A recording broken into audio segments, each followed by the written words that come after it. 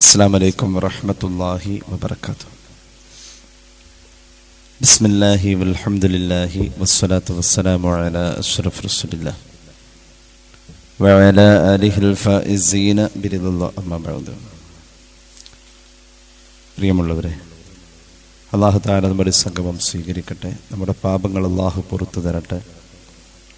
രോഗങ്ങൾ അല്ലാഹു ശിഫയാക്കട്ടെ. മരണപ്പെട്ടവരുടെ ഖബർ അല്ലാഹു സന്തോഷത്തിലാക്കട്ടെ. തെറ്റുകുറ്റങ്ങൾ അവർക്ക് നമുക്കും അല്ലാഹു നിരുപാധികം മാപ്പാക്കി തരട്ടെ. നമ്മുടെയും കുടുംബത്തിൻ്റെയും ശിഷ്ട ആയുസ് അല്ലാഹു പൊരുത്തപ്പെട്ട വഴിയിലായി ഉജ്ജത്തോടെ സന്തോഷത്തോടെ ദീർഘമായി കഴിഞ്ഞ് ഈമാൻ സലാമത്തായി മരിക്കാനുള്ള മഹാഭാഗ്യം അല്ലാഹു നമുക്കെല്ലാവർക്കും നൽകട്ടെ. ഇമാം തുർമുദിയുടെ ജാമിഉൽ കാണുന്ന ഒരു ഹദീസ്, മുആദ് ഇബ്നു ജബൽ റളിയല്ലാഹു അൻഹു മുത്തുനബി സല്ലല്ലാഹു അലൈഹി വസല്ലമ തങ്ങളുടെ കൂടെ യാത്ര ചെയ്യുന്ന സന്ദർഭത്തിൽ അവിടുന്ന് ചില അമലുകൾ പറഞ്ഞു കൊടുത്തതുമായി ബന്ധപ്പെട്ട് കഴിഞ്ഞ ക്ലാസ്സിൽ നമ്മൾ പറഞ്ഞ ഹദീസിന്റെ തുടർച്ച. അമലുകൾ ചോദിച്ചു. സ്വർഗത്തിലേക്ക് വഴി എളുപ്പമാക്കുന്ന 3 അമലുകൾ പറഞ്ഞു കൊടുത്തു. ഒന്ന്, ഏതൊരു കാര്യം ചെയ്യുമ്പോഴും അത് കൂലി കിട്ടണമെന്ന ചിന്തയിൽ സദഖ എന്ന കാറ്റഗറിയിൽ പെടുത്താൻ, ഏതൊരു കാര്യം ചെയ്യുമ്പോഴും അത് കൂലി കിട്ടണം എന്ന രീതിയിൽ അതേക്കുറിച്ചുള്ള നെയ്യത്തും കരുതലും നന്നാക്കിയാൽ സദഖ എന്ന കാറ്റഗറിയിലൂടെ അതിനെ നമുക്ക് വലിയ ഒരു അമലാക്കാൻ പറ്റുമെന്നതാണ് ഒന്നാമത് പഠിപ്പിച്ചു കൊടുത്തത്. രണ്ടാമത് പഠിപ്പിച്ചു കൊടുത്തു, നോമ്പ് കുറച്ച് കൂടുതൽ ശ്രദ്ധിച്ചു കഴിഞ്ഞാൽ ആ നോമ്പ് മുഖേന സ്വർഗത്തിലേക്കുള്ള വഴി എളുപ്പമാക്കും എന്ന് പുണ്യ നബി സല്ലല്ലാഹു അലൈഹി വസല്ലം. മുആദ് ഇബ്നു ജബലിനോട് മൂന്നാമത് പറഞ്ഞു, തഹജ്ജുദ് നിസ്കാരമാണ് മൂന്നാമത്തെ അമൽ. ഇങ്ങനെ ഈ 3 അമൽ കൊണ്ട് സ്വർഗത്തിലേക്കുള്ള വഴി എളുപ്പമാക്കാമെന്ന് പുണ്യ നബി സല്ലല്ലാഹു അലൈഹി വസല്ലം. പിന്നെ മഹാനവറുകളോട് അള്ളാഹുവിന്റെ ഹബീബ് സല്ലല്ലാഹു അലൈഹി വസല്ലം തങ്ങൾ പറഞ്ഞു, നന്മ എന്നതിൻ്റെ ഏറ്റവും മുഖ്യമായ ഭാഗം, അതിൻ്റെ ഹെഡ്, അതുപോലെ തന്നെ നന്മ എന്ന് പറഞ്ഞാൽ അതിൻ്റെ തൂണ്, നന്മ എന്ന് പറഞ്ഞാൽ അതിൻ്റെ കൊടുമുടി, അതിൻ്റെ ഏറ്റവും വലിയ സമ്പാദ്യം, അത് ഏതൊക്കെയാണെന്ന് പറഞ്ഞു തരട്ടെ. നന്മ എന്ന് പറഞ്ഞാൽ എന്താണ്? നന്മ എന്ന് പറഞ്ഞാൽ ഇസ്ലാം നിർബന്ധമാക്കിയ കാര്യങ്ങൾ മുഴുവനും ചെയ്യണം, എന്നാലും നന്മ എന്ന് പറയാൻ പറ്റൂ. ഇസ്ലാം നിർബന്ധമാക്കിയ കാര്യങ്ങളൊക്കെ ചെയ്യേണ്ടി വരും, അതാണ് നന്മ. പിന്നെ അതിൻ്റെ ഒരു തൂണ് എന്ന് പറയുന്നത് നിസ്കാരം നിർബന്ധമായും അതിലുണ്ടാകണം എന്നുള്ളതാണ്. പിന്നെ അതിൻ്റെ കൊടുമുടി, അതിൻ്റെ സമ്പാദ്യം എന്ന് പറയുന്നത് ദീനിയായ കാര്യങ്ങളിൽ ആത്മാർത്ഥമായി ഇറങ്ങുക എന്നുള്ളതാണ്. ഇങ്ങനെ ധാരാളം ഉപദേശങ്ങൾ കൊടുത്തിട്ട് ഹബീബായ നബി കരീം സല്ലല്ലാഹു അലൈഹി വസല്ലം തങ്ങൾ മഹാനവറുകളോട് പറഞ്ഞു, മോനെ, ഈ പറയപ്പെട്ട ആത്മീയമായ ഈ ഉപദേശത്തിന്റെ സർവ്വതും ഒരു മനുഷ്യന് ഒറ്റയടിക്ക് കിട്ടാൻ പ്രത്യേകം ശ്രദ്ധിക്കേണ്ടത് അതിന് നാവിനെ സൂക്ഷിച്ചാൽ മതി എന്ന് പുണ്യ നബി സല്ലല്ലാഹു അലൈഹി വസല്ലം. നാവിൽ റസൂൽ അങ്ങനെ പിടിച്ചിട്ട് പറഞ്ഞു, ദീനിയായ സർവ്വ ചിന്തകളും പ്രവർത്തനങ്ങളും വാക്കുകളും ദീനുമായി ബന്ധപ്പെട്ട എന്തൊക്കെ ഒരു മനുഷ്യനിൽ ഉണ്ടാകണോ അത് മുഴുവനും കിട്ടാൻ നാവ് പിടിച്ചിട്ട് നീട്ടി പിടിച്ചിട്ട് പറഞ്ഞു, ഇതൊന്ന് ശ്രദ്ധിച്ചാൽ എല്ലാം തനിയെ പിറകെ വരും.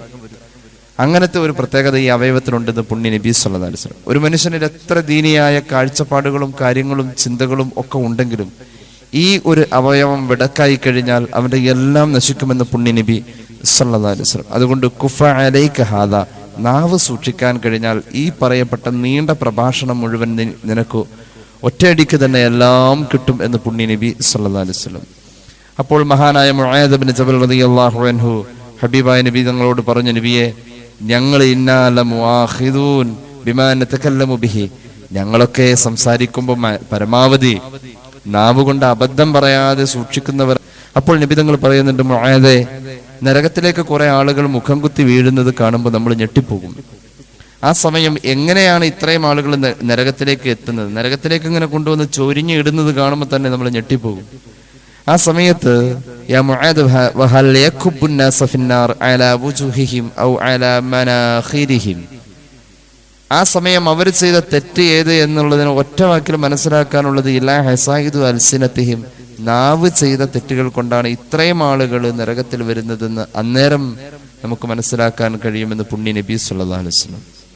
അത്രത്തോളം ഈ പറയപ്പെട്ട നന്മകൾ ഒരാളുടെ ഇബാദത്തിന്റെ സർവ്വ നേട്ടങ്ങളും കൈവരിക്കാൻ, ദീനിയായ ചിന്തകൾ പരിപൂർണമായി നിലനിർത്താൻ അവൻ നാവ് സൂക്ഷിച്ചാൽ സാധ്യമാകുമെന്ന് മഹാനായ സ്വഹാബിയോട് പരിശുദ്ധ റസൂൽ സല്ലല്ലാഹു അലൈഹി വസല്ലം. നരകത്തിലേക്ക് കൂടുതൽ ആളുകൾ ഇങ്ങനെ കൊട്ടി കൊണ്ടുവന്നിടുമ്പോൾ നമ്മളവിടെ മനസ്സിലാക്കേണ്ടത് ഈ ആളുകൾ മുഴുവൻ നാവുകൊണ്ട് അബദ്ധം പറ്റിയവരാണെന്ന് സയ്യിദുനാ റസൂലുള്ളാഹി സ്വല്ലല്ലാഹു അലൈഹി വസല്ലം മുആദ് ബിൻ ജബൽ റളിയല്ലാഹു അൻഹുവിനോട് പറയാണ്. ഒരല്പം അതേക്കുറിച്ച് പറയാൻ ആഗ്രഹിക്കുകയാണ്. അള്ളാഹുവിന്റെ ഹബീബ് സല്ലല്ലാഹു അലൈഹി വസല്ലമ തങ്ങൾ ഒരു നോമ്പുകാരനെ ഏറ്റവും കൂടുതൽ സംസ്കരിക്കാൻ അവിടുന്ന് ഉപദേശിച്ചിട്ടുള്ളത് നാവിന്റെ കാര്യം പറഞ്ഞുകൊണ്ടാണ്. നമ്മൾ മുമ്പ് അത് പറഞ്ഞിട്ടുള്ളതാണ്. എന്നാലും ഒന്നുകൂടി മനുഷ്യർ വളരെ നിസ്സാരമായി കാണുന്ന ചില ഘട്ടങ്ങളുണ്ട്. കളവ് പറയുന്നത് കളവാണെന്ന് ബോധ്യപ്പെട്ടാലും ചില ആളുകൾ പറയാറുണ്ട്, ഉള്ളത് പറയട്ടെ എന്ന് പറഞ്ഞിട്ട് പിന്നെ പറയുന്ന ഉള്ളത് ഒരു പക്ഷേ ഉള്ളതാണെങ്കിൽ പോലും, കളവല്ല ഉള്ളതാണെങ്കിൽ പോലും ഉള്ളത് പോലും പറയാൻ നമ്മളോട് പറഞ്ഞിട്ടില്ല. അത് മറ്റൊരു വ്യക്തിയുടെ ജീവിതത്തിലെ കാര്യമാകുമ്പോൾ ഉള്ളത് പോലും പറയാൻ പാടില്ല എന്നാണ്. പൊതുവെ ഉള്ളതേ പറയാവൂ, ഇല്ലാത്തത് പറയാൻ പാടില്ല, സത്യമേ പറയാവൂ. പക്ഷെ ആ സത്യം പറയുന്നത് പോലും മറ്റൊരാളുടെ വ്യക്തി ജീവിതത്തിലെ കാര്യമാണ് എങ്കിൽ അത് പാടില്ല എന്ന് പരിശുദ്ധ റസൂൽ സല്ലല്ലാഹു അലൈഹി വസല്ലം പഠിപ്പിച്ചിട്ടുണ്ട്. ഒരാള് മുനാഫിഖാണെങ്കിൽ ആ മുനാഫിഖിൽ അള്ളാഹു കൊടുക്കാത്ത 5 കാര്യങ്ങളുണ്ട്. മുനാഫിഖാണെങ്കിൽ ഈ 5 കാര്യം കിട്ടൂല. മുനാഫിഖിന് അള്ളാഹു കൊടുക്കാത്ത 5 കാര്യം: അൽ ഫിഖ്ഹു ഫിദ്ദീൻ, ദീനിലെ കർമ്മശാസ്ത്ര നിയമങ്ങളെ അതിന്റെ കറകളഞ്ഞ രീതിയിൽ പഠിക്കാൻ ഒരു മുനാഫിക്കിന് അള്ളാഹു കഴിവ് കൊടുക്കൂല. ദീനിലുള്ള കർമ്മശാസ്ത്ര ഫിഖ്ഹിന്റെ മസലകൾ കറകളഞ്ഞ രീതിയിൽ പഠിക്കാൻ ഒരിക്കലും ഒരു മുനാഫിക്കിന് കഴിയില്ല. ഒന്നാമത്തെ കാര്യം അതാണ്. രണ്ടാമത് പുണ്യനബി സല്ലല്ലാഹു അലൈഹി വസല്ലം പറഞ്ഞു, മുനാഫിക്കിന് അള്ളാഹു കൊടുക്കാത്ത രണ്ടാമത്തെ കാര്യം വൽ വറഉ ഫിൽ ലിസാൻ, നാവ് കൊണ്ട് വർത്താനം പറയുന്നിടത്ത് സൂക്ഷ്മത പുലർത്താൻ ഒരിക്കലും മുനാഫിക്കിന് കഴിയൂല എന്ന് പുണ്യനബി സല്ലല്ലാഹു അലൈഹി വസല്ലം. മൂന്നാമത്തേത് മുനാഫിക്കിന് കഴിയാത്ത മൂന്നാമത്തെ കാര്യം വത്തബസ്സുമു ഫിൽ വജ്ഹ്, ഒരു നിറഞ്ഞ പുഞ്ചിരി, ഒരു ആത്മാർത്ഥമായ പുഞ്ചിരി ഒരിക്കലും ഒരു മുനാഫിക്കിന്റെ മുഖത്ത് ഉണ്ടാവില്ലെന്ന് നമ്മൾ പറയാറുണ്ട്. അവന്റെ മോന്തോ നോക്കി അറിയില്ലേ, അവനൊന്ന് ചിരിക്കണമില്ല, മുനാഫിക്കിന്റെ അടയാളമായിട്ട് നമ്മൾ തന്നെ പറയാറുണ്ട്. ഒരു നിറഞ്ഞ പുഞ്ചിരി, ആത്മാർത്ഥമായ സ്നേഹത്തിന്റെ പുഞ്ചിരി ഒരിക്കലും ഒരു മുനാഫിക്കിന്റെ മുഖത്ത് വിടരില്ലെന്ന് പുണ്യ നബി സല്ലല്ലാഹു അലൈഹി വസല്ലം. നാലാമത് പറഞ്ഞു വന്നൂറ് ഫിൽ ഖൽബ്, മുനാഫിക്കിന്റെ ഹൃദയത്തിൽ അള്ളാഹു വെളിച്ചം കൊടുക്കൂല. എന്ത് നന്മ ചെയ്താലും ആ നന്മ കൊണ്ട് അവന്റെ ഹൃദയത്തിൽ അള്ളാഹു വെളിച്ചം കൊടുക്കൂല എന്ന് പുണ്യ നബി സല്ലല്ലാഹു അലൈഹി വസല്ലം. അഞ്ചാമത്തേത് വൽ മവദ്ദത്തു ഫിൽ മുസ്ലിമീൻ, മുസ്ലിമീങ്ങളോട് സ്നേഹം ഉണ്ടാവില്ല മുനാഫിക്കിന്. അവനിപ്പോ എല്ലാവരും ഒരുപോലെയാണ്. മുസ്ലിമീങ്ങളോട് ഒരു പ്രത്യേക സ്നേഹം നമുക്ക് എല്ലാവർക്കും ഉണ്ട്. അങ്ങനെ ആ ഒരു സ്നേഹം എന്തായാലും മുനാഫിക്കിന്റെ ഹൃദയത്തിൽ അള്ളാഹു കൊടുക്കില്ല എന്ന് പുണ്യ നബി സല്ലല്ലാഹു അലൈഹി വസല്ലം. ആ രീതിയിലാണ് നാവിന്റെ കാര്യം ഇവിടെ പ്രത്യേകം പറഞ്ഞു. നാവിന് സൂക്ഷ്മത കിട്ടാത്തത് മുനാഫിക്കിനാണെന്ന് പരിശുദ്ധ റസൂൽ സല്ലല്ലാഹു അലൈഹി വസല്ലം. സ്വഹാബികളിൽ പ്രമുഖനായ ഹബീബായ നബി കരീം സല്ലല്ലാഹു അലൈഹി വസല്ലം തങ്ങളുടെ വളർത്തു മകൻ എന്ന് പറയാൻ പറ്റുന്ന മഹാനായ സയ്യിദ് റളിയല്ലാഹു അൻഹു മഹാനവറുകളെ സ്വഹാബികൾ പലപ്പോഴും പലതും പറഞ്ഞത് ഹബീബായ നബി കരീം സല്ലല്ലാഹു അലൈഹി വസല്ലം തങ്ങൾ ഇടപെട്ട് ആ വിഷയത്തിൽ സ്വഹാബികളെ തിരുത്തിയിട്ടുണ്ട്. മഹാനായ സയ്യിദ് റളിയല്ലാഹു അൻഹു ഹബീബായ നബി കരീം സല്ലല്ലാഹു അലൈഹി വസല്ലം തങ്ങളുടെ വളർത്തു മകൻ എന്ന രീതിയിൽ ജീവിച്ചു പോരുമ്പോൾ വളർത്തു മകൻ എന്ന് പറയുന്ന സിസ്റ്റം ഇസ്ലാമിൽ ഇല്ല എന്ന് പറഞ്ഞ് വഹി വരികയാണ്. അതുവഴി ആ മഹാനെ ഹബീബായ നബി കരീം സല്ലല്ലാഹു അലൈഹി വസല്ലം സ്നേഹത്തോട് ഒരുപാട് ചേർത്ത് പിടിച്ചു. മറ്റു പല അംഗീകാരങ്ങളും കൊടുത്തു സെയ്ദിന്. സെയ്ദിന്റെ മകൻ സാബിത്തിന് അള്ളാഹുവിന്റെ ഹബീബ് സല്ലല്ലാഹു അലൈഹി വസല്ലം പേരക്കുട്ടികൾക്ക് കൊടുത്ത സ്ഥാനം തന്നെയാണ് കൊടുത്തത്. വളർത്തു മകൻ എന്ന് പറയുന്ന സിസ്റ്റം ഇസ്ലാമിൽ ഇല്ല എന്നതിന്റെ പേരിൽ സെയ്ദിനെ പലപ്പോഴും മാറ്റി നിർത്തേണ്ടി വന്നപ്പോഴും മറ്റു പല കാര്യങ്ങളിലും സ്വഹാബികൾ അദ്ദേഹത്തെ വിമർശിക്കാതെയും കുറ്റപ്പെടുത്താതിരിക്കാനും വേണ്ടി നബി തങ്ങൾ പ്രത്യേക സ്നേഹം കൊണ്ടും പരിഗണന കൊണ്ടും ചേർത്ത് പിടിച്ചു.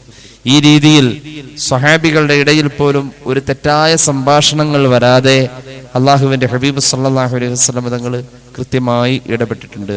ഞാനൊരു ഹദീസ് പറയാം. പുണ്യ നബി സല്ലല്ലാഹു അലൈഹി വസല്ലമ തങ്ങളോട് സ്വഹാബികൾ ചോദിക്കുന്നത് ഗീബത്തിനെ പറ്റി.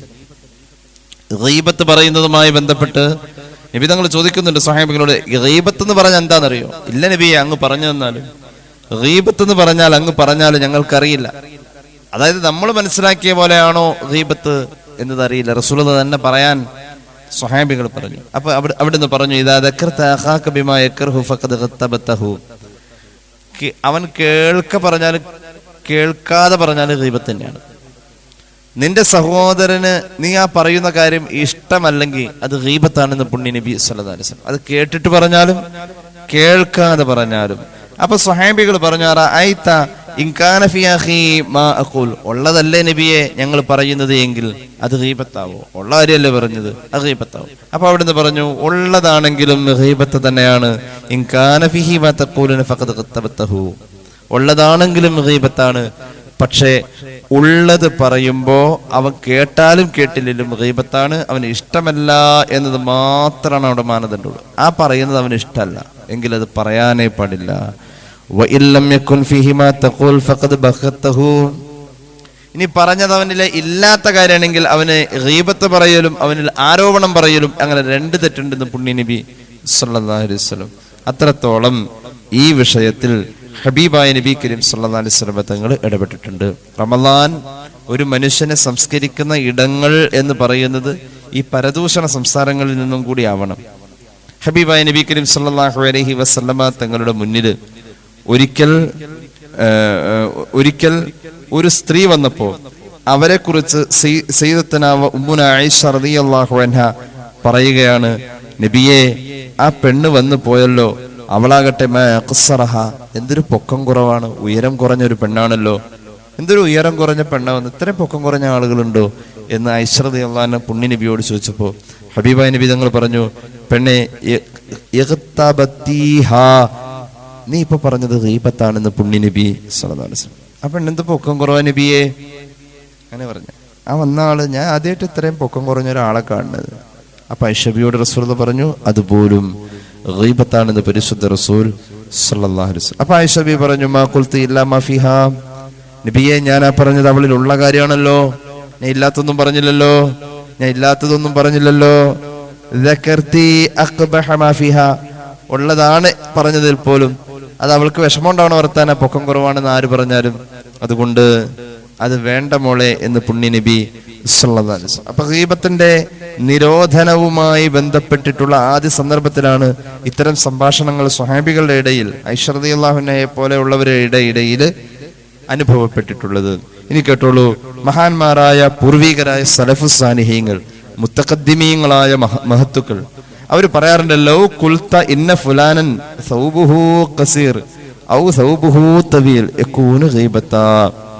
നമ്മൾ ഒരാളെ പറ്റി പറയാണ്, ആളെയല്ല പറഞ്ഞത്, ആളിട്ട ഡ്രസ്സ് ഇത്തിരി ഇറക്കം കൂടുതലായിരുന്നു, ആള് ഇട്ട ഡ്രസ്സ് ഇത്തിരി നിറം കൂടുതലായിരുന്നു, മൂപ്പരിട്ട ഡ്രസ്സ് അത്ര പോരായിരുന്നു. ആരെ ഇപ്പൊ പറഞ്ഞത്? യഥാർത്ഥത്തിൽ വ്യക്തിയെ അല്ല പറഞ്ഞത്, അയാളുടെ ശരീരത്തിലിട്ടിരിക്കുന്ന ആ ഡ്രസ്സിനെ പറഞ്ഞത്. അത് പറഞ്ഞാൽ പോലും ആ വ്യക്തിയെ പറഞ്ഞ പോലെ എന്ന് മഹാന്മാരായ പൂർവികരായ മഹത്തുക്കൾ ഗീബത്തിനെ വിലയിരുത്തിയിട്ടുണ്ട്. അങ്ങനെയാണ്. അപ്പൊ നോമ്പുകാരനെ സംരക്ഷിക്കേണ്ട ഒരു പ്രധാന ഇടം ഗീബത്തിന്റെ പരിസരമാണ്. എന്തിനാണ് ഞാനിത് പറഞ്ഞത്? സഹാബിയായ മഹാനായ മുആദ് ഇബ്നു ജബലിനോട് റസൂലുള്ളാഹി സ്വല്ലല്ലാഹു അലൈഹി വസല്ലം തങ്ങൾ കൊടുത്ത ഉപദേശങ്ങളിൽ നാവിനെ സൂക്ഷിക്കാൻ കഴിയുന്നില്ല എന്നത് മുനാഫിഖാണെന്നതിന്റെ അടയാളമാണെന്ന് പരിശുദ്ധ നബി സ്വല്ലല്ലാഹു അലൈഹി വസല്ലം. അപ്പൊ ജീവിതത്തിൽ അതൊരു മാറ്റം വരുത്താനുള്ള ഒരു സന്ദർഭമാണ് പരിശുദ്ധ റമളാൻ.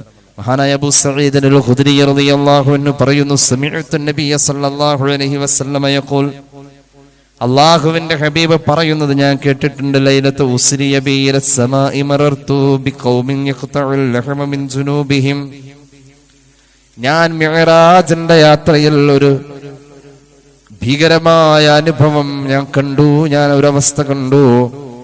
ചില ആളുകൾ അവരുടെ ശരീരത്തിന്റെ ഒരു ഭാഗം ഇങ്ങനെ മൂർച്ചയുള്ള പിച്ചാത്തി കൊണ്ട് മുറിച്ചെടുത്തിട്ട് അവർ തന്നെ അത് സ്വന്തം തിന്നാണ്. അങ്ങനത്തെ ഒരു കാഴ്ച.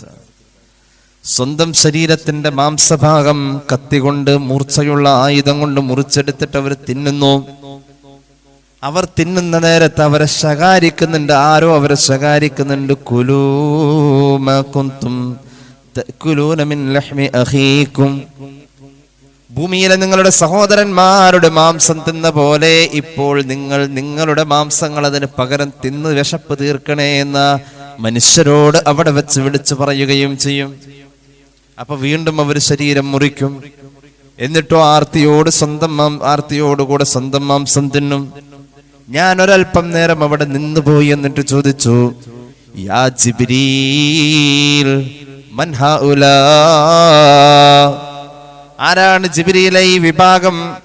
ജിബ്രീൽ അലൈഹിസ്സലാം പറഞ്ഞു, ഹൗലാഇ മിൻ ഉമ്മത്തിക്കൽ ഹമ്മാസൂനൽ ലമ്മാസൂൻ യഅനിൽ മുത്തഗാബീൻ. മുഖ്താബീൻ. നബിയെ, ഇവരാരാണെന്നറിയോ? അങ്ങയുടെ സമൂഹത്തിൽപ്പെട്ടവരാണ്. ഇവരുടെ പ്രശ്നം എന്താണെന്ന് വെച്ചാൽ ഇവര് ആളുകളെ കുത്തുവാക്ക് പറയും, താങ്ങിപ്പറയും, ചേർത്ത് പറയും, കൊള്ളിച്ചു പറയും. അത് ഗീബത്തിന്റെ പരിഗണനയിൽ അല്ലാഹു വെച്ചത് കൊണ്ടാണ്. കുത്തുവാക്ക് പറഞ്ഞത് പോലും ഗീബത്തിന്റെ പരിഗണനയിലേക്കാം. ചില സന്ദർഭങ്ങളിലെ കളവ് പറയൽ പോലും ഗീബത്തിന്റെ പരിഗണനയിലാണ്. ഗീബത്ത് എന്ന് പറഞ്ഞാൽ നാവ് കൊണ്ടൊരു മനുഷ്യന് സംഭവിക്കുന്ന ഏറ്റവും വൃത്തികെട്ട തെറ്റാണ്. ഇനി കേട്ടോളൂ, ഗീബത്തിന് നമീമത്തിനേക്കാളും ഗൗരവം കൂടി ഒരു കാര്യമായിട്ട് വരാറുണ്ട്. എപ്പോഴാ? ഇൽമിന്റെ അഹലുകാരെ ഗീബത്ത് പറഞ്ഞു കഴിഞ്ഞാൽ അത് വൻപാപമാണെന്ന് മഹാന്മാർ പഠിപ്പിച്ചിട്ടുണ്ട്. ഇൽമിന്റെ അഹലുകാര്, നല്ല സാലിഹീങ്ങളായ മനുഷ്യന്മാര്, അവരുടെ ഗീബത്ത് പറഞ്ഞാൽ അത് സാധാരണ ഗീബത്തല്ല, അത് അള്ളാഹ് പൊറുക്കാത്ത പാപമാണ്, വൻപാപമാണ്. ഒരു വലിയ കടാണ് ഗീബത്ത്. എല്ലാം പൊരുത്തപ്പെടിയിക്കണം. ആ കൂട്ടത്തില് നമ്മുടെ ദുആക്ക് ഇജാബത്ത് കിട്ടണമെങ്കിൽ നമ്മൾ ഇവരെ കൊണ്ടും പൊരുത്തപ്പെടിയിക്കേണ്ടി വരും. എവിടെ നിന്നൊക്കെ ആരുടെയൊക്കെ ഗീബത്ത് പറഞ്ഞു എന്ന് ഒരു കയ്യും കണക്കൂല. എന്നാൽ അറ്റ്ലീസ്റ്റ് ദുആ ഇറക്കുമ്പോ, പടച്ചവനെ, ഞാൻ ആരുടെയൊക്കെ ഗീബത്ത് പറഞ്ഞിട്ടുണ്ടോ അവർക്ക് നീ പൊറുക്കണേ എന്ന് ആത്മാർത്ഥമായി പറയണം. അപ്പൊ അള്ളാഹു അവർക്ക് പൊറുക്കും. അവർക്ക് പൊറുക്കുമ്പോൾ അവർക്ക് ഈ പൊറുക്കൽ എങ്ങനെ സംഭവിച്ചു എന്നത് മഹ്ശറയിൽ ബോധ്യപ്പെടുമ്പോൾ നമ്മൾ ദ്വാരുന്നത് കൊണ്ട് അവരുടെ തെറ്റുകൾ അള്ളാഹു പുറത്തുനിന്ന് ബോധ്യപ്പെടും. ആ സമയം അവര് നമ്മളോട് പൊരുത്തപ്പെടും. ആ ഒരു സിസ്റ്റമാണ് ഈ വിഷയത്തിൽ നമുക്ക് ഉപയോഗിക്കാനുള്ള ഒരു പ്രധാന സിസ്റ്റം. പരമാവധി പൊരുത്തപ്പെടണം എന്ന് പറയാൻ പറ്റുന്നവരോടൊക്കെ അങ്ങനെ പറയാം.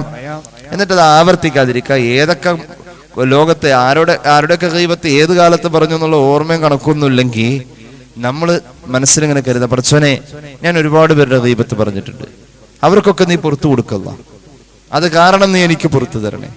അവർക്ക് പുറത്തു കൊടുക്കണമെന്ന് അവരില്ലാത്തപ്പോൾ ആത്മാർത്ഥമായി നമ്മൾ പറഞ്ഞു കഴിഞ്ഞാൽ ഉറപ്പായിട്ടും അല്ലാഹു അത് പുറത്തു കൊടുക്കും. ഒരാളുടെ അസാന്നിധ്യത്തിൽ അയാൾക്ക് വേണ്ടി ചെയ്യുന്ന ദുആ ഇജാബത്തുള്ളതാണ്. അവരാരൊക്കെയെന്ന് നമുക്കറിയില്ല. നമ്മൾ അവർക്ക് വേണ്ടി പൊറുക്കാൻ ചോദിക്കുന്ന അവർ കേട്ടിട്ടില്ല. അത് ഉറപ്പായിട്ട് ഇജാബത്തുള്ള ഒരു ദുആയാണ്. ആ സമയത്ത് അവർക്ക് അവരുടെ പാപങ്ങളൊക്കെ പുറത്തു എന്നൊരു പദവി എക്സ്ട്രാ കിട്ടാണ്. ഇത് മഹ്ശറയിൽ വരുമ്പോൾ അവർക്ക് ബോധ്യവും ഇത് നമ്മൾ ദ്വാരന്നിട്ട് കിട്ടിയതാണ്. അപ്പൊ എന്തുകൊണ്ടാണ് നമ്മൾ ദ്വാരുന്നത് എന്നത് അവർക്ക് അല്ലാഹു ബോധ്യപ്പെടുത്തി കൊടുക്കും. നിങ്ങളുടെ ഗീബത്ത് അവർ പറഞ്ഞു, പരിഹാരമായിട്ട് അവർ നിങ്ങൾക്ക് വേണ്ടി പൊറുക്കാൻ തേടി. അതിന്റെ പേരിലാണ് നിങ്ങളുടെ ഈ പാപം പൊറുക്കൽ അവിടെ ഉണ്ടായത്. എന്താ, സന്തോഷമായില്ലേ? സന്തോഷമായി. അവരോട് വിരോധമൊന്നുമില്ലല്ലോ? ഇല്ല. അല്ലാഹു വിധിച്ച് വിധി നടപ്പാക്കി വിടണമല്ലോ. അള്ളാഹുവിന്റെ ന്യായവും നീതിയും അവിടെ കാണണമല്ലോ. ഞങ്ങളുടെ ഗീബത്ത് അവർ പറഞ്ഞ് ഞങ്ങൾ പുറത്തു കൊടുത്തു, അല്ലാ പൊരുത്തപ്പെട്ടു. അപ്പോഴാണ് നമുക്കത് പൊരുത്തപ്പെട്ട് കിട്ടാ. മരിച്ചുപോയ കുറെ ആളുകളുടെ ഗീബത്ത് പറഞ്ഞിട്ടുണ്ടോ? അവർക്കൊക്കെ വേണ്ടി ദുആ മതി, അപ്പൊ നമ്മുടെ അള്ളാഹു പുറത്തു തരും. ഈ രീതിയിലാണ് മഹാന്മാരായ സ്വഹാബികൾ നമുക്ക് പഠിപ്പിച്ചത്. ഒരു സംഭവം കേട്ടോളൂ. മഹാനായ ഹബീബായ നബി കരീം സല്ലല്ലാഹു അലൈഹി വസല്ലമ തങ്ങള് അവിടുത്തെ വീട്ടിലിരിക്കുന്നു. ആ സമയത്ത് മദീനത്തെ പള്ളിയിലെ സുഫത്തിന്റെ അഹലുകാരായ സ്വഹാബികള് മദീനത്തെ പള്ളിയിലിരിക്കുന്നു. മദീനത്തെ പള്ളി സുഫത്തിന്റെ അഹലുകാരിരിക്കുന്ന തറയും റസൂലുള്ളാഹിയുടെ വീട് തമ്മിൽ നോക്കിയാൽ കാണുന്നത് ഇത്ര അകലുള്ളൂ. അതായത് ഒരു സുഗന്ധം നബിതങ്ങളുടെ വീട്ടിൽ പുരട്ടിയാൽ അത് ഇവിടെ കിട്ടും. അതിന്റെ മണം, ഒരു ഭക്ഷണം അവിടെ പാചകം ചെയ്താൽ അതിന്റെ മണം ഇവിടെ കിട്ടും. അത്ര അടുത്താണ് നിബിതങ്ങളുടെ വീടും സുഫത്തിന്റെ അഹലുകാരും മദീനത്തെ പള്ളിയിലിരിക്കുന്ന ഈ ഗ്യാപ്പ് അത്ര അടുത്താണ് അവരിയ്ക്കുന്നത്. നമുക്ക് ചെന്ന് കണ്ടാൽ അറിയാം, റൗള ഷരീഫും സുഫത്തിന്റെ അഹലുകാര് ഇരുന്ന സ്ഥലവും തമ്മിൽ വളരെ അടുപ്പമാണ്. അപ്പോ ഹബീബായ നബി കരീം സല്ലല്ലാഹു അലൈഹി വസല്ലമ തങ്ങളുടെ സ്വഹാബികളുടെ സദസ്സില് മഹാനായ സെയ്ദ് ബിൻ സാബിത്ത് റളിയല്ലാഹു അൻഹു സ്വഹാബികൾക്ക് ഹദീസ് പറഞ്ഞുകൊണ്ടിരിക്കുന്നുണ്ട്. സെയ്ദ് ബിൻ സാബിത്ത് പറഞ്ഞു, ബിമാ സമിഅ മിനൻ നബി സല്ലല്ലാഹു അലൈഹി വസല്ലമ മിനൽ ഹദീസ്. സ്വഹാബി സുഹൃത്തുക്കളെ, സഹോദരങ്ങളൊന്ന് ഇരിക്കണേ, ഞാൻ നബിയിൽ നിന്നും കുറെ ഹദീസ് കേട്ടിട്ടുണ്ട്, അതൊക്കെ പറഞ്ഞു തരാം. എല്ലാവരും അവിടെ ഇരിക്കണേ. സുഫത്തിന്റെ അഹലുകാരായ സ്വഹാബികൾക്ക് പട്ടിണിയാണ്, വിശപ്പാണ്. എല്ലാവരും അവിടെ അച്ചടക്കത്തോടുകൂടെ ഇരുന്നു. ഇതിങ്ങനെ കേട്ടുകൊണ്ടിരിക്കുമ്പോൾ സെയ്ദ് ബിൻ സാബിത്ത് ഹദീസ് പറയുന്ന സമയത്തുണ്ടല്ലോ, അള്ളാഹുവിന്റെ ഹബീബിന്റെ വീട്ടിലേക്ക് ആരോ ഇറച്ചിക്കറി വെച്ചത് കൊണ്ടുവരികയാണ്. ഇറച്ചിക്കറി വെച്ചത് കൊണ്ടുവരുന്നു. സുഫത്തിന്റെ അഹലുകാരായ സ്വഹാബികൾ മനസ്സിലാക്കി അത് കൂടുതലുണ്ട്, കുറച്ചൊന്നുമല്ല, കൂടുതലുണ്ട്. എഴുന്നേറ്റ് നിന്നുകൊണ്ട് ഹദീസ് പറഞ്ഞു കൊടുക്കുന്ന സെയ്ദ് ബിൻ സാബിത്തിനോട് പറഞ്ഞു, ഓ സെയ്ദ് എന്നവരെ, അങ്ങ് എഴുന്നേറ്റ് നിൽക്കുകയല്ലേ? റസൂലുള്ളാഹിയുടെ ഏറ്റവും പ്രിയപ്പെട്ട ആളല്ലേ? ഒന്നവിടെ ചെന്നുകൊണ്ട് അവിടത്തോട് കുറച്ച് ഇറച്ചി ഭക്ഷണം ചോദിച്ചാൽ, മാംസഭക്ഷണം ചോദിച്ചാൽ അവിടെ കൊണ്ടുവന്നത് കുറച്ചിങ്ങോട്ട് കൊടുത്തുവിടാൻ പറഞ്ഞാൽ, കുറെ നാളായി ഞങ്ങളൊക്കെ ഭക്ഷണം കഴിച്ചിട്ട്, ആ ഭക്ഷണത്തിൽ ഇറച്ചി ഭക്ഷണം കഴിച്ചിട്ട് ഒരുപാട് നാളായ രുചി തന്നെ വായിലില്ല, അതുകൊണ്ട് അവിടെ ചെന്ന് നമുക്ക് കുറച്ച് കിട്ടിയാൽ കൊള്ളാന്നുള്ള വിവരം പറഞ്ഞ ആരുടെയെങ്കിലും കയ്യിൽ കുറച്ച് ഇറച്ചി റസൂൽ ഞങ്ങൾ കൊടുത്തു വിടും, താങ്കൾ ചൊല്ലുമോ എന്ന് ചോദിച്ചു. സെയ്ദ് ബിൻ സാബിത്ത് റളിയല്ലാഹു അൻഹു നിലവിൽ എല്ലാവരുടെ ഇടയിൽ എഴുന്നേറ്റ് ഹദീസ് പറഞ്ഞുകൊണ്ടിരിക്കല്ലേ.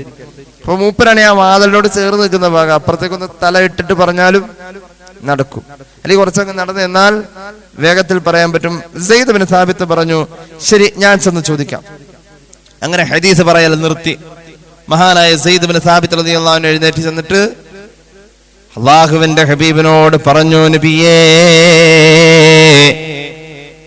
ഞങ്ങൾ സ്വഹാബികൾ ഇറച്ചി ഭക്ഷണം കഴിച്ചിട്ട്, മാംസഭക്ഷണം കഴിച്ചിട്ട് കുറെ ദിവസമായി എന്തെങ്കിലും തന്നയച്ചാലും അള്ളാഹുവിന്റെ ഹബീബ് സല്ലല്ലാഹു അലൈഹി വസല്ലമ തങ്ങള് സെയ്ദ് ബിൻ സാബിത്ത് റളിയല്ലാഹു അൻഹു വന്നപ്പോ അടുത്തേക്ക് ചേർത്ത് നിർത്തി. എന്നിട്ട് പറഞ്ഞു, സെയ്ദ് ബിൻ സാബിത്ത് എന്നവരെ, അവിടെ ഇറച്ചിയുടെ ആവശ്യമില്ലല്ലോ, എല്ലാവരുടെയും പല്ലിന്റെ ഇടയിൽ പോലും ഇറച്ചി തിന്നതിന്റെ കഷ്ണങ്ങൾ കയറിയിരിക്കുന്നത് ഞാൻ കാണുന്നുണ്ടല്ലോ. എന്താ സംഭവം? സെയ്ദ് ബിൻ സാബിത്ത് ഇവിടെ നിന്ന് അങ്ങോട്ട് നടന്നു പോയ ഗ്യാപ്പില് ഈ സദസ്സ് നിശബ്ദമായല്ലോ. അപ്പൊ ചിലരിങ്ങനെ പറയാൻ തുടങ്ങി. സെയ്ദ് ബിൻ സാബിത്ത് എഴുന്നേറ്റ് പോയപ്പോ അവിടെ ചിലര് പറയാൻ തുടങ്ങി, സെയ്ദ് ബിൻ സാബിത്തിനെ പറയാൻ തുടങ്ങി. എന്താ അവര് പറഞ്ഞതെന്നറിയോ? ഇന്ന സയ്യിദൻ ഖദ് ലഖിയ നബിയ സല്ലല്ലാഹു അലൈഹി വസല്ലം മിസ്ല മാ ലഖീന ഫകൈഫ യജ്ലിസു വയുഹദ്ദിസുന. ആ പോണ സെയ്ദ് ബിൻ സാബിത്ത് ഇപ്പൊ നബിയിൽ നിന്നും കേട്ട കുറെ ഹദീസ് നമുക്ക് പറഞ്ഞു തരാന്ന് പറഞ്ഞല്ലോ. നമ്മളൊക്കെ അത് കേട്ടതൊക്കെ തന്നെയാണ് മൂപ്പര് പറയണത്. നമ്മളെപ്പോലെ തന്നെ നബിയുടെ കൂടെ അദ്ദേഹം ഇരുന്നിട്ടുള്ളൂ. പിന്നെ അദ്ദേഹം കേട്ടു എന്ന് പറഞ്ഞിട്ട് പ്രത്യേകം പറഞ്ഞെന്ന് ഞങ്ങൾ ഈ ആളെ മെനക്കെടുത്തുന്ന പരിപാടി, ഇതൊക്കെ ഞങ്ങൾക്ക് അറിയാവുന്നതന്നെ. അങ്ങനെ വർത്താനുണ്ടല്ലോ. മൂപ്പരിപ്പോ എന്തോ പുതിയത് പറയാനാണെന്ന് ഓർത്താണ് എല്ലാവരും അവിടെ ഇരുന്ന് കൊടുത്തത്. മൂപ്പരവിടെ പോയി കഴിഞ്ഞപ്പോ പറഞ്ഞു, ഇതിപ്പോ നമ്മളെല്ലാവരും നാളെ കേട്ടതല്ലേ. ഇവൻ പറയുന്നതിലൊരു പ്രത്യേകമായ ഒന്നുമില്ലല്ലോ, അങ്ങനെ ഒരു പ്രയോഗം. സെയ്ദ് ബിൻ സാബിത്ത് അങ്ങോട്ട് പോയപ്പോ സ്വഹാബികൾ ഇവിടെ ഇങ്ങനെ പറഞ്ഞത് അത് അദ്ദേഹത്തിന്റെ ഗീബത്തായ അള്ളാഹുവിന്റെ ഹബീബിന്റെ റിസാലത്തിന്റെ കാതുകൊണ്ട് കേട്ടു. അവരോട് സെയ്ദ് ബിൻ സാബിത്ത് എന്നവരവരോട് പറയണേ, അവരുടെ പല്ലിന്റെ ഇടയിൽ സഹോദരന്റെ ഇറച്ചി തിന്നതിന്റെ കഷ്ണം ഇരിപ്പുണ്ട്. അള്ളാഹുവിന്റെ ഹബീബ് സല്ലല്ലാഹു അലൈഹി വസല്ലമ തങ്ങളുടെ മുന്നിൽ നിന്നും സെയ്ദ് ബിൻ സാബിത്ത് വന്നിട്ട് പറഞ്ഞു, റസൂലുള്ളാഹി പറഞ്ഞത് ഇറച്ചി തരാൻ പറ്റൂല, ഇവിടെ ഇറച്ചി തിന്നൽ ഇപ്പൊ കഴിഞ്ഞു എന്നാ പറഞ്ഞത്. ഞങ്ങൾ ആരും ഇറച്ചി തിന്നിട്ടില്ല. ഇതൊക്കെ ഗീബത്ത് പറയുന്നത് നിരോധിച്ചുകൊണ്ടുള്ള ആയത്തുകളും ഹദീസുകളും ഒക്കെ ഇറങ്ങുന്ന ആദ്യ പശ്ചാത്തലങ്ങളാണിത്. അല്ലാതെ സ്വഹാബികൾ കാലത്ത് വൈകുന്നവരോ ഗീബത്ത് പറഞ്ഞവരാണെന്നുള്ളതിനർത്ഥം. ആ നിയമം വരുന്നതിന്റെ ആദ്യ സന്ദർഭങ്ങളാണിത്. സ്വഹാബികൾ പറഞ്ഞു, ഇവിടെ ആരും ഇറച്ചി തിന്നിട്ടില്ല. വീണ്ടും സെയ്ദ് ബിൻ സാബിത്ത് അവിടെ ചെന്നു. സഹോദരൻ കൊണ്ടുവന്ന ഇറച്ചി ഒന്നും അവിടെ ആരും കഴിച്ചിട്ടില്ല നബിയെ. സഹോദരൻ കൊണ്ടുവന്നതല്ലേ, സഹോദരന്റെ ഇറച്ചി തന്നെയാണ്.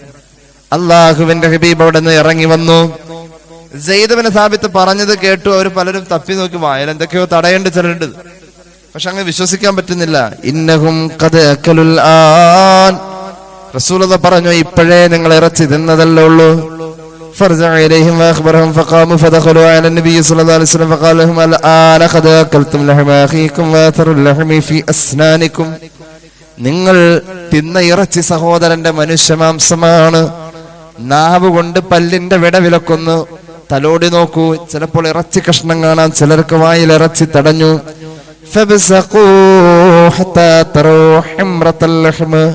അതുകൊണ്ട് എല്ലാരും ഒന്ന് പുറത്തു പോയി തുപ്പി നോക്കിയേ. ഇറച്ചി തിന്നതിന്റെ അടയാളവും ചിലപ്പോൾ ബ്ലഡിന്റെ ചുവപ്പ് കളറും കാണാമെന്ന് ഖാല റസൂലുള്ളാഹി. ചിലർ എഴുന്നേറ്റ് നിന്നുകൊണ്ട് തുപ്പി നോക്കി, ചിലരുടെ ഒന്നും കണ്ടില്ല. മറ്റു ചിലർക്ക് ഇറച്ചി കഷ്ണങ്ങൾ വായിൽ നിന്നും പുറത്തു വരുന്നു.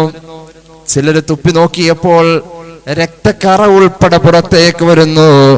അള്ളാഹുവിന്റെ ഹബീബ് പറഞ്ഞു, തീർച്ചയായും നിങ്ങൾ ആ പറഞ്ഞ വർത്തമാനമുണ്ടല്ലോ, സെയ്ദ് ബിൻ സാബിത്ത് എഴുന്നേറ്റ് പോന്നപ്പോ പറഞ്ഞ വർത്തമാനമുണ്ടല്ലോ, അത് തന്നെയാ ഗീബത്ത് എന്ന് സയ്യിദുനാ റസൂലുള്ളാഹി. അതുകൊണ്ട് ഇനിമേലിൽ നിങ്ങളിത് പറയല്ലേ. ഫത്താബൂ വറജു അൻ ദാലിക വഅതദറു ഇലൈഹി. അവര് അവിടെ വെച്ച് പൊരുത്തപ്പെടിച്ചു സെയ്ദ് ഇബ്നു സാബിത്തിനെ കൊണ്ട്. എന്നിട്ട് തൗബ ചെയ്തു. പിന്നീട് ഒരിക്കലും സ്വഹാബികൾ ഗീബത്ത് പറഞ്ഞിട്ടില്ല. അപ്പോൾ ഗീബത്ത് നിരോധിച്ചു കൊണ്ടുള്ളതായ ഹദീസുകൾ, ആയത്തുകൾ ഇറങ്ങുന്ന ആദ്യ പശ്ചാത്തലമാണ് നമ്മൾ ഈ പറഞ്ഞത്. അതുകൊണ്ട് നോമ്പുകാരനെ സംബന്ധിച്ചിടത്തോളം ഇബ്രാഹിം ഇബ്നു അദ്ഹം റളിയല്ലാഹു അൻഹുവിന്റെ കൊട്ടാരത്തില് ചില സമയത്ത് വിരുന്ന് കൊടുക്കാറുണ്ട്.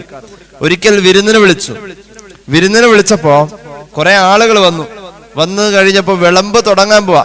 വിളമ്പുമ്പോ പത്തിരിയും ഇറച്ചിയുമാണ് കൊടുക്കുന്നത്. അപ്പൊ സ്വാഭാവികമായിട്ട് ആദ്യം എന്താ വിളമ്പ?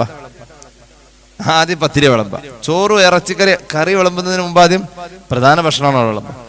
അങ്ങനെ മഹാനായ ഇബ്രാഹിം ഇബ്നു അദ്ഹം റളിയല്ലാഹു അൻഹുവിന്റെ കൊട്ടാരത്തില് വിളമ്പല് തുടങ്ങാണ്.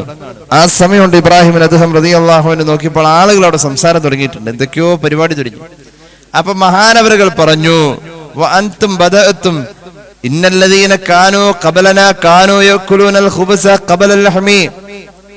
നമ്മൾ മുമ്പൊക്കെ ഇവിടെ ആളുകൾ ഭക്ഷണം കഴിക്കാൻ വന്നിരിക്കുമ്പോ ആദ്യം പത്തിരിയാണ് കഴിക്കാൻ തുടങ്ങുക, എന്നിട്ട് രണ്ടാമതാണ് ഇറച്ചിയിലേക്ക് കയറാം. നിങ്ങളാവട്ടെ ഇന്ന് വന്നിരുന്നിട്ട് വഅൻതും ബദഅതും ബിൽ ലഹ്മി ഖബലൽ ഖുബ്സി, ഇന്ന് നിങ്ങൾ ഇറച്ചി തിന്നൽ ആദ്യം തുടങ്ങി, അതിനുശേഷം പത്തിരി തിന്നലായല്ലോ എന്ന് പറഞ്ഞു എന്നാ.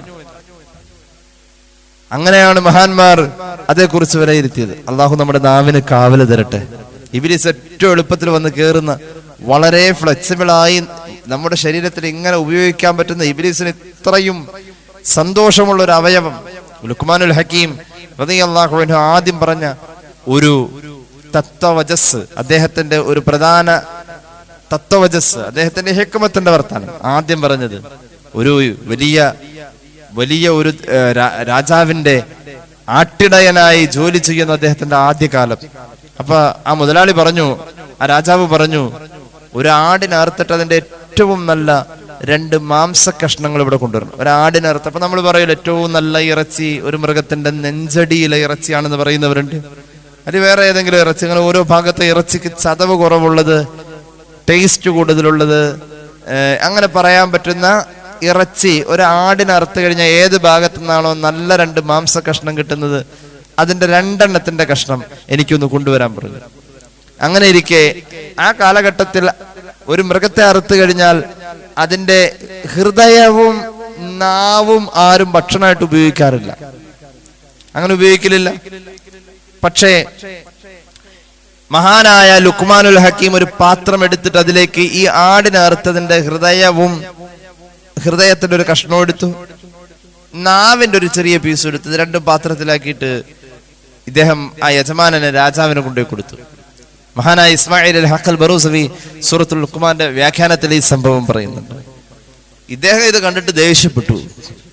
അല്ല, നിന്നോട് ഏറ്റവും നല്ലത് കൊണ്ടുവരാനല്ലേ പറഞ്ഞത്, എന്തായി ഇത് ഞങ്ങൾ ആരും കഴിക്കലില്ല, എന്തിനാ ഇത് കൊണ്ടുവന്ന്? അപ്പൊ ലുഖ്മാൻ പറഞ്ഞു, നന്നാവാന്ന് വെച്ചാൽ ഇത് 2 നന്നായി അത്ര നന്നാവാവുന്ന ഒന്നും വേറെ ഒരു ശരീരത്തിലില്ല, അതുകൊണ്ട് അങ്ങനെ കണക്കാക്കിയപ്പോ ഞാൻ ഇത് കൊണ്ടുവരാൻ തീരുമാനിച്ചത്. വെടക്കായാൽ ഇത് 2ഉം വെടക്കായ പോലെ വേറെ ഒന്നും ഇത്ര മോശമാവാനില്ല. അപ്പൊ നന്നായത് എന്ന കണക്കിൽ അങ്ങ് കൂട്ടിയാ ഇത്ര നല്ലത് വേറെ ഇല്ല. ഏത് നന്നായാൽ ഈ നാവും കൽബും നന്നാവുന്ന പോലെ വേറൊന്നും നന്നാവാനില്ല. അങ്ങനെ കണക്കൂട്ടിയപ്പോ ഞാൻ ഇത് കൊണ്ടുവരാനാ നിർബന്ധിതനായത്. രാജാവ് ചിരിച്ചു, യജമാനൻ ചിരിച്ചു പോയെന്ന ലുക്മാൻ ആദ്യം പറഞ്ഞ അദ്ദേഹത്തിന്റെ തത്വവജസ്സിൽ ആദ്യത്തെ വർത്താനം ഇതാണെന്ന് മഹാനായ ഇസ്മായിൽ അൽ ഹഖൽ ബറൂസവി റൂഹുൽ ബയാനിൽ രേഖപ്പെടുത്തുന്നതായി കാണാം.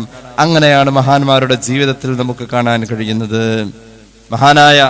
മഹാനായ ഹബീബായ നബി കരീം സല്ലല്ലാഹു അലൈഹി വസല്ലമ തങ്ങൾ പറഞ്ഞു, അർബഉൻ യുഫ്തിറുന സ്വായിമ വയൻഖുദുന അൽവുദൂഅ വയഖ്ദിമുന അൽ അമല. പുണ്യ നബി പഠിപ്പിച്ചു 4 കാര്യങ്ങൾ ഒരാളുടെ ഉളൂഇനെ മുറിക്കും. ആ 4 കാര്യങ്ങൾ ഉണ്ടായാൽ ഒരാളുടെ നോമ്പിനെ മുറിക്കും. ആ 4 കാര്യങ്ങൾ ഉണ്ടെങ്കിൽ ഒരാളുടെ അമലുകളെ പൊളിച്ചു കളയും. ഈ 4 കാര്യം ഉണ്ടായ ഒളു എടുക്കല് സുന്നത്താണെന്നല്ല, ഈ 4 കാര്യങ്ങളുണ്ടായ ഒളു മുറിയുമെന്നല്ല. യഥാർത്ഥത്തിൽ ആ ഒളു കൊണ്ട് പിന്നെ ചെയ്യുന്ന കാര്യങ്ങൾക്ക് ഒരു ഗുണമില്ലാതെ പോകും. അത്രത്തോളം അതിന്റെ ഒരു ആത്മീയ വശമുണ്ട്. ആ 4 കാര്യങ്ങൾ സംഭവിച്ചു കഴിഞ്ഞാൽ സാധാരണ ഒളു മുറിയുന്ന 4 കാര്യങ്ങളല്ലത്. സാധാരണ നോമ്പ് മുറിയുന്ന കാര്യങ്ങളല്ലത്. നമ്മൾ ഫിഖ്ഹിൽ പഠിച്ച നോമ്പ് മുറിയുന്ന കാര്യങ്ങളിൽ പെട്ടതോ ഉളു മുറിയുന്ന കാര്യങ്ങളിൽ പെട്ടതോ അല്ല. ഏത് അമല് ചെയ്തു വെച്ചാൽ അതിനൊക്കെ ഒറ്റയടിക്ക് തല്ലിപ്പൊളിച്ച് കളയാൻ പറ്റുന്നതാണ് ഈ 4 കാര്യങ്ങളുടെ ഉപയോഗമെന്ന് സയ്യിദുനാ റസൂലുള്ളാഹി സ്വല്ലല്ലാഹു അലൈഹി വസല്ലം. അങ്ങനെ 4 കാര്യം ഒരു മനുഷ്യനെ അള്ളാഹു ചെയ്യാൻ പാടില്ല എന്ന് പറഞ്ഞ് പ്രത്യേകം പറഞ്ഞേൽപ്പിച്ചിട്ടുണ്ട്. ആ 4 കാര്യങ്ങൾ അള്ളാഹുവിന്റെ ഹബീബ് സല്ലല്ലാഹു അലൈഹി വസല്ലം പറഞ്ഞു. ഒന്നാമത്തേത് അൽ ഗീബത്തു, പരദൂഷണം പറയാം, മറ്റൊരാളുടെ കുറ്റം പറയാം. രണ്ടാമത്തേത് അയാളിൽ ഇല്ലാത്തത് തന്നെ പറഞ്ഞുണ്ടാക്കാം, പടച്ചുണ്ടാക്കി പറയാം. മൂന്നാമത്തേത് നുണ പറയല്. നാലാമത്തേത് മറ്റൊരാളുടെ നോക്കാൻ പാടില്ലാത്ത ഒരാള്, നമുക്ക് കാണാൻ പാടില്ലാത്ത ഹറാമാണ് കാണല്. അന്യനായ ആണാവട്ടെ പെണ്ണാവട്ടെ അവരുടെ ഔറത്തിലേക്ക് നോക്കാ. ഈ 4 കാര്യം സംഭവിച്ചാൽ അവരുടെ അമലുകൾ പൊളിയും. അവരുടെ വുളൂ കൊണ്ട് ഗുണമില്ല, അവരുടെ നോമ്പ് കൊണ്ട് ഗുണമില്ലെന്ന് സയ്യിദുനാ റസൂലുള്ളാഹി. അത്രത്തോളം അള്ളാഹുവിന്റെ ഹബീബ് സല്ലല്ലാഹു അലൈഹി വസല്ലം തങ്ങൾ ഈ വിഷയത്തിൽ ഇടപെടുന്നുണ്ട്. ഞാൻ വിഷയത്തിലേക്ക് മടങ്ങി വരുന്നു. മഹാനായ മുആദ് ഇബ്നു ജബൽ റളിയല്ലാഹു അൻഹുവിനോട് അള്ളാഹുവിന്റെ ഹബീബ് പറഞ്ഞു, മുആദേ, മുനാഫിഖായ മനുഷ്യന് അള്ളാഹു കൊടുക്കാത്ത കാര്യമാണ് മുആദേ. സൂക്ഷ്മതയുള്ള നാവ് മുനാഫിഖിന് അള്ളാഹു കൊടുക്കൂല. സയ്യിദുനാ റസൂലുള്ളാഹി. സൂക്ഷ്മതയുള്ള നാവ് കിട്ടണം. സൂക്ഷ്മതയുള്ള നാവ് അള്ളാഹു മുനാഫിഖിന് കൊടുക്കൂല. അപ്പൊ മുനാഫിഖാണോ അതിന്റെ അടയാളമാണ് സൂക്ഷ്മതയില്ലാത്ത നാവ്. അള്ളാഹുവിനെ വഴിപ്പെടുന്നോടത്ത് ഏറ്റവും കൂടുതൽ ശ്രദ്ധിക്കേണ്ടത് നാവിനെയാണ്. നമ്മുടെ നാവ് കൊണ്ട് എന്ത് പറയുമ്പോഴും പടച്ചോനെ ഞാനിത് പറയുന്നത് മുഖേന എനിക്ക് കൂലി കിട്ടുമോ, ഈ ഒരു ചിന്ത കൊണ്ടൊരാൾക്ക് നന്നാവാൻ കഴിയുമെന്നാണ് പറഞ്ഞിട്ടുള്ളത്. ആഖിറത്തിലേക്ക് പോകുമ്പോൾ നമ്മൾ യാത്രക്കാരാണ്. ഹജ്ജിന് പോകുന്നവർ ചിലപ്പോൾ ഭക്ഷണം കൊണ്ടുപോവാറുണ്ട്. സർക്കാരിലൊക്കെ പോണ ഒരു ഭക്ഷണം കൊണ്ടുപോകും. ഒരു യാത്ര പോകുമ്പോൾ ഒരു കുപ്പി വെള്ളമെങ്കിലും നമ്മൾ സൂക്ഷിക്കാറുണ്ടെന്നാൽ കേട്ടോളൂ, ആഖിറത്തിലേക്ക് പോകുമ്പോൾ കൊണ്ടുപോകാൻ 4 ഭക്ഷണം നിങ്ങൾ കരുതണമെന്ന് സയ്യിദുനാ റസൂലുള്ളാഹി സല്ലല്ലാഹു അലൈഹി വസല്ലമ തങ്ങളുടെ ഹദീസിൽ കാണാം. മഹാന്മാർ പഠിപ്പിക്കുന്നത് കാണാം, അർബഉൻ മിൻ സാദിൽ ആഖിറ. ആഖിറത്തിലേക്ക് പോകുമ്പോൾ കൊണ്ടുപോകേണ്ട ഭക്ഷണം ഏതാണെന്നറിയുമോ? ഒന്നാമത്തെ ഭക്ഷണമാണ് അസ്സൗം, നോമ്പ്. ഒരു ദിവസം നമ്മള് നോമ്പുകാരനാണെന്ന് ഉറപ്പിച്ചു പറയുന്ന ആ ദിവസം, അതേത് ദിവസമാണെങ്കിലും റമദാനായാലും അല്ലേലും, ആ നോമ്പ് എനിക്ക് കിട്ടിയിട്ടുണ്ട്. ശരിക്കും ഈ നോമ്പിനെ പറ്റി എന്താ പറയാ? നോമ്പ് പിടിക്കാന്ന് പറയാ അല്ലെ? നോമ്പ് പിടിക്കാം. നോമ്പ് പിടിച്ചിട്ട് കിട്ടിയോ അങ്ങനെ ചോദിച്ചാലോ? കിട്ടണമെങ്കിൽ ഇങ്ങനെയാവണം. അതിന്റെ നിബന്ധനകളെ പൂർത്തീകരിച്ച് അതിന്റെ അദബുകൾ പാലിക്കുമ്പോൾ അത് ശരിക്കും നോമ്പിനെ പറ്റി പഴയ കാലം മുതൽ നോമ്പ് പിടിക്കാന്ന് പറഞ്ഞതിന് ഒരു അർത്ഥമുണ്ടേ. നോമ്പ് പിടിച്ചു വെച്ചേക്കണം. അങ്ങനെ നമുക്ക് പിടിച്ചാലേ കിട്ടൂ. അങ്ങനെയുള്ള കുറെ സാധനങ്ങളുണ്ട്. പിടിച്ചാലേ കിട്ടൂ. ഓടിപ്പോണ എന്തെങ്കിലും ഓടിപ്പോയി പിടിക്കണം, പിടിച്ചാലേ കിട്ടും. അങ്ങനെ പിടിച്ചാൽ കിട്ടുന്ന എന്തോ ഒന്ന്, അത് പിടിക്കാനായിട്ട് തുനിഞ്ഞിറങ്ങിയാലേ കിട്ടൂ. അതിനാ നോമ്പെന്ന് പറയാം. ആഖിറത്തിലേക്കുള്ള ഭക്ഷണം 4ആണ്. ആദ്യം വേണ്ടത് പിടിച്ചു വെച്ച നോമ്പാ വേണ്ടത്. പിടിച്ചിട്ട് കിട്ടണ നോമ്പുമാണ്. ഞാൻ പിടിക്കാൻ ശ്രമിച്ചു എന്നേ വരുള്ളൂ ഒരു പക്ഷെ നോമ്പായിട്ടില്ല. അള്ളാഹു നോമ്പാക്കി തരട്ടെ. നോമ്പ്, ഖബൂലായ നോമ്പ് ജീവിതത്തിലുണ്ടെങ്കിൽ ആഖിറത്തിലേക്കുള്ള ഭക്ഷണമാണ്. അതോടൊപ്പം തന്നെ അതുകൊണ്ട് കിട്ടുന്ന നേട്ടം സിഹത്തുൻ നഫ്സി, ശരീരത്തിന് ആരോഗ്യമുണ്ടാകുമേ. രണ്ടാമത്തെ ഭക്ഷണം, ആഖിറത്തിലേക്കുള്ള രണ്ടാമത്തെ ഭക്ഷണം സദഖയാണ്. സദഖക്ക് മറ്റൊരു ഗുണമുണ്ട്, സിത്റുമാ ബൈനഹു വബൈനന്നാർ. സദഖ എന്ന ഭക്ഷണം തയ്യാറാക്കി വെച്ചാൽ, ആഖിറത്തിലേക്കുള്ള ആ ഭക്ഷണം നമ്മൾ കരുതി വെച്ചു കഴിഞ്ഞാൽ, എന്റെ പ്രിയമുള്ളവരെ, ആഖിറം എന്നത് കുറെ കാലം കഴിഞ്ഞിട്ട് വരുന്നതല്ല. എപ്പ നമ്മൾ മരിക്കുന്നുവോ ആ മരണം കഴിഞ്ഞാൽ അടുത്ത സെക്കൻഡ് മുതൽ നമ്മുടെ ആഖിറമായി കഴിഞ്ഞു. നമ്മൾ ഒരു പക്ഷേ രാവിലത്തേക്കുള്ളത് അല്ലി വേണ്ട. ഇപ്പൊ നോമ്പുകാരാണല്ലോ, നോമ്പ് തുറന്ന് കഴിക്കാനുള്ള ഭക്ഷണത്തെ കുറിച്ച് ഇപ്പോഴേ നമ്മൾ ആലോചിക്കും. ഈ ക്ലാസ് ഒക്കെ കഴിഞ്ഞു പോയാൽ നിങ്ങളൊരു പക്ഷെ പിന്നെ ആലോചിക്കുന്നത് നോമ്പ് തുറക്കാൻ എന്താ, നോമ്പ് തുറയുടെ ഭക്ഷണത്തെ കുറിച്ച് ഇങ്ങനെ ആലോചിക്കും. അത് കുറെ മണിക്കൂറുകൾക്ക് ശേഷം ഉണ്ടാവുന്ന ഭക്ഷണമാണ്. ആഖിറത്തിന്റെ ഭക്ഷണം നീ മരിച്ചാൽ എപ്പോഴെങ്കിലും സംഭവിക്കാം. മരണം ഒരു നിമിഷം കൊണ്ട് സംഭവിക്കാം. ആ മരണം സംഭവിച്ച ശേഷം അടുത്ത നിമിഷം മുതൽക്ക് നിനക്ക് നോമ്പ് തുറയുടെ ഭക്ഷണത്തെക്കാളും വേഗത്തിൽ വേണ്ട ഭക്ഷണം ഇതാ. ഇത് എപ്പോ വേണേലും റെഡി ആവണം. ഇതിന് ടൈം പറഞ്ഞിട്ടില്ല, എപ്പോ വേണേലാവും. നോമ്പ് തുറയുടെ ഭക്ഷണം പോലെയല്ല ഇത്, നേരത്തെ ആക്കി വെക്കാവുന്ന ഭക്ഷണം. കാരണം ഇത് വളിച്ചു പോകുന്ന ഭക്ഷണമല്ല. രണ്ടാമത്തെ ഭക്ഷണം സദഖയാണ്. സദഖ എന്നത് ആഖിറത്തിലേക്കുള്ള ഭക്ഷണമാണ് എന്നതിന്റെ കൂടെ തന്നെ അത് ഭൂമിയിൽ നിന്ന് നിനക്ക് തരുന്നൊരു ആവേശം. ഈ സദഖ മുഖേന നരകത്തിന്റെയും നിന്റെ ഇടയിൽ ഒരു മറ വന്നു എന്നുള്ളതാണ്. മൂന്നാമത്തെ ഭക്ഷണം നിസ്കാരം വേണം. നിസ്കാരം ഫർദിൽ പരിമിതമല്ല. നിസ്കാരമാവട്ടെ തുഖർരിബുൽ അബ്ദ ഇലാ റബ്ബിഹി, അല്ലാഹുവിലേക്ക് അടുക്കാൻ എളുപ്പത്തിൽ കഴിയുന്ന അമൽ നിസ്കാരമാണ്. ഇനി കേട്ടോളൂ, നാലാമത്തെ അമല്, നാലാമത്തെ ഭക്ഷണം, ആഖിറത്തിലേക്കുള്ള നാലാമത്തെ ഭക്ഷണം, റബ്ബിനെ ഓർത്തപ്പോൾ കരഞ്ഞു വീണ ആ കണ്ണുനീരിന്റെ തുള്ളികളാണ്. യഥാർത്ഥത്തിൽ ആ കണ്ണുനീരിന്റെ തുള്ളികൾ വീഴലോടുകൂടെ നിന്റെ പാപങ്ങൾ പൊഴിഞ്ഞു വീഴലാണ്. നിന്റെ അക്കൗണ്ടിൽ പിന്നെ പാപം കാണിക്കൂല. അത് ദുആയിരുന്നപ്പോൾ കരഞ്ഞതാകാം, അള്ളാഹു ചെയ്ത അനുഗ്രഹങ്ങൾ ഓർക്കുമ്പോൾ കരഞ്ഞതാകാം. ഒന്ന് കണ്ണടച്ചിരുന്ന് ആലോചിച്ചാൽ ഇന്നലെയും മിനിഞ്ഞാന്നുമൊക്കെ നമ്മുടെ കുടുംബത്തിലുണ്ടായ സന്തോഷങ്ങളെ കുറിച്ച് ഓർക്കുമ്പോൾ, എന്റെ പ്രിയമുള്ളവരെ, നമുക്ക് ആ സന്തോഷങ്ങളെ കുറിച്ച് ഓർക്കുമ്പോൾ അല്ലാഹ് തന്നതല്ലേ അൽഹംദുലില്ലാഹ്, ഒരു അല്ലാഹ് തന്ന ഓർമ്മ, അത് മുഖേന നമുക്കൊരു സന്തോഷം കിട്ടുന്നുണ്ട്. പടച്ചോനെ, സന്തോഷത്തിലും ചിലപ്പോ കണ്ണ് നിറയാറുണ്ട്. അങ്ങനെ കണ്ണ് നിറഞ്ഞാൽ നിന്റെ പാപം പൊറുക്കാം. നീ ചെയ്ത തെറ്റുകളെ ഓർത്തപ്പോഴാണ് നിന്റെ കണ്ണ് നനഞ്ഞത് എങ്കിൽ അപ്പോഴും നിന്റെ പാപം പൊറുക്കാം. അള്ളാഹു മറ്റുള്ളവർക്ക് കൊടുത്ത ജീവിതത്തിന്റെ പ്രയാസങ്ങൾ നിന്റെ കണ്ണുകൊണ്ട് നീ കാണുമ്പോൾ അതിൽ നിനക്ക് അലിവ് തോന്നി. അല്ലാഹ് എന്നൊരു ഓർമ്മ എവിടെയോ മനസ്സിലൂടെ ഇങ്ങനെ പാളിപ്പോയി. അപ്പോഴും നിന്റെ കണ്ണ് നനഞ്ഞാൽ അതും നിന്റെ പാപം പൊറുക്കാം. അങ്ങനത്തെ കണ്ണുനീർ ആഖിറത്തിന്റെ ഭക്ഷണമാണ്. ഉക്കമാ ഖാല റസൂലുള്ളാഹി, ഇതിലൊരു പ്രധാന ഭക്ഷണം പറഞ്ഞു, നിസ്കാരം. റമദാൻ ആഖിറത്തിലേക്കുള്ള ഭക്ഷണത്തെ തയ്യാറാക്കി തരുന്നതിൽ നമ്മെ പരിശീലിപ്പിച്ചുകൊണ്ടിരിക്കുക. എത്ര നിസ്കാരങ്ങളാണ് റമദാനിൽ പ്രത്യേകം ഉള്ളത്. റമദാനിൽ ദുഹാ നിസ്കാരം, തഹജ്ജുദ് നിസ്കാരം, ദുഹയൊന്നും കളയേ പാടില്ല. ഖളാ വീട്ടാനുള്ള നിസ്കാരങ്ങള്, ഹയാത്താക്കലുകള്. നിസ്കാരം കൊണ്ട് ഹയാത്താക്കൽ അള്ളാഹുവിന് വലിയ ഇഷ്ടം. നിസ്കാരം കൊണ്ടുള്ള ഹയാത്താക്കല്, പ്രത്യേകിച്ച് ഇശാ മഗ്രിബിന്റെ ഇടയിൽ നിസ്കാരം കൊണ്ട് ഹയാത്താക്കണം. അത് എല്ലാ രാത്രിയും, റമദാനിൽ മാത്രം. ഹയാത്താക്കല് സുബൈ വരെ അല്ല, അങ്ങനെ ഒരു ഹയാത്താക്കൽ ഉണ്ട്. ഹയാത്താക്കൽ പല രൂപത്തിലാ.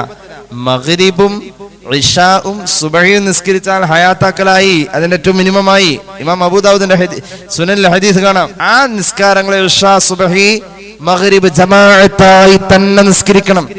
ജമാഅത്തായി നിസ്കരിക്കുമ്പോഴാണ് ഹയാത്താക്കി എന്ന പരിഗണന കിട്ടുക. ജമാഅത്തായി തന്നെ നിസ്കരിക്കണം, ജമാഅത്തായി തന്നെ നിസ്കരിക്കണം. നിസ്കരിച്ചാൽ പോരാ, ജമാഅത്തായി തന്നെ നിസ്കരിക്കണം. ചില ഹയാത്താക്കലുകള്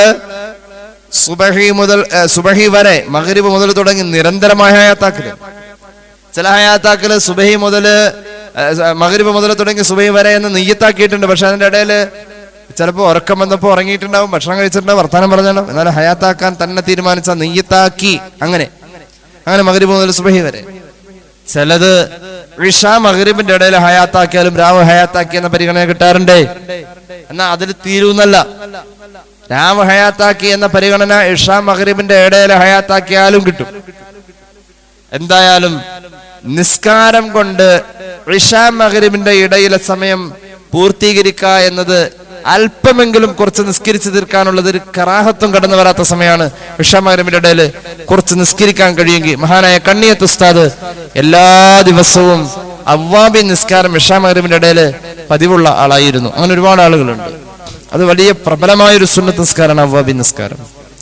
അങ്ങനെ നമ്മുടെ കലാവുള്ള നിസ്കാരങ്ങൾ, കലാവിട്ട ഇതൊക്കെ ഇശാ മഗ്രിബിന്റെ ഇടയിലുണ്ടെങ്കിൽ ഒരുപാട് വേണ്ട, ഒരു 2 റക്അത്ത് എക്സ്ട്രാ അവ്വാബിനെങ്കിലും നിസ്കരിച്ചിട്ട് പോവുക എന്നത് വലിയ പുണ്യമാണ്. റമദാൻ ഇതൊക്കെ പഠിപ്പിക്കാം. റമദാനിൽ പിന്നെ ഉള്ളൊരു പരിപാടിയാണ് തറാവീഹ് നിസ്കാരം.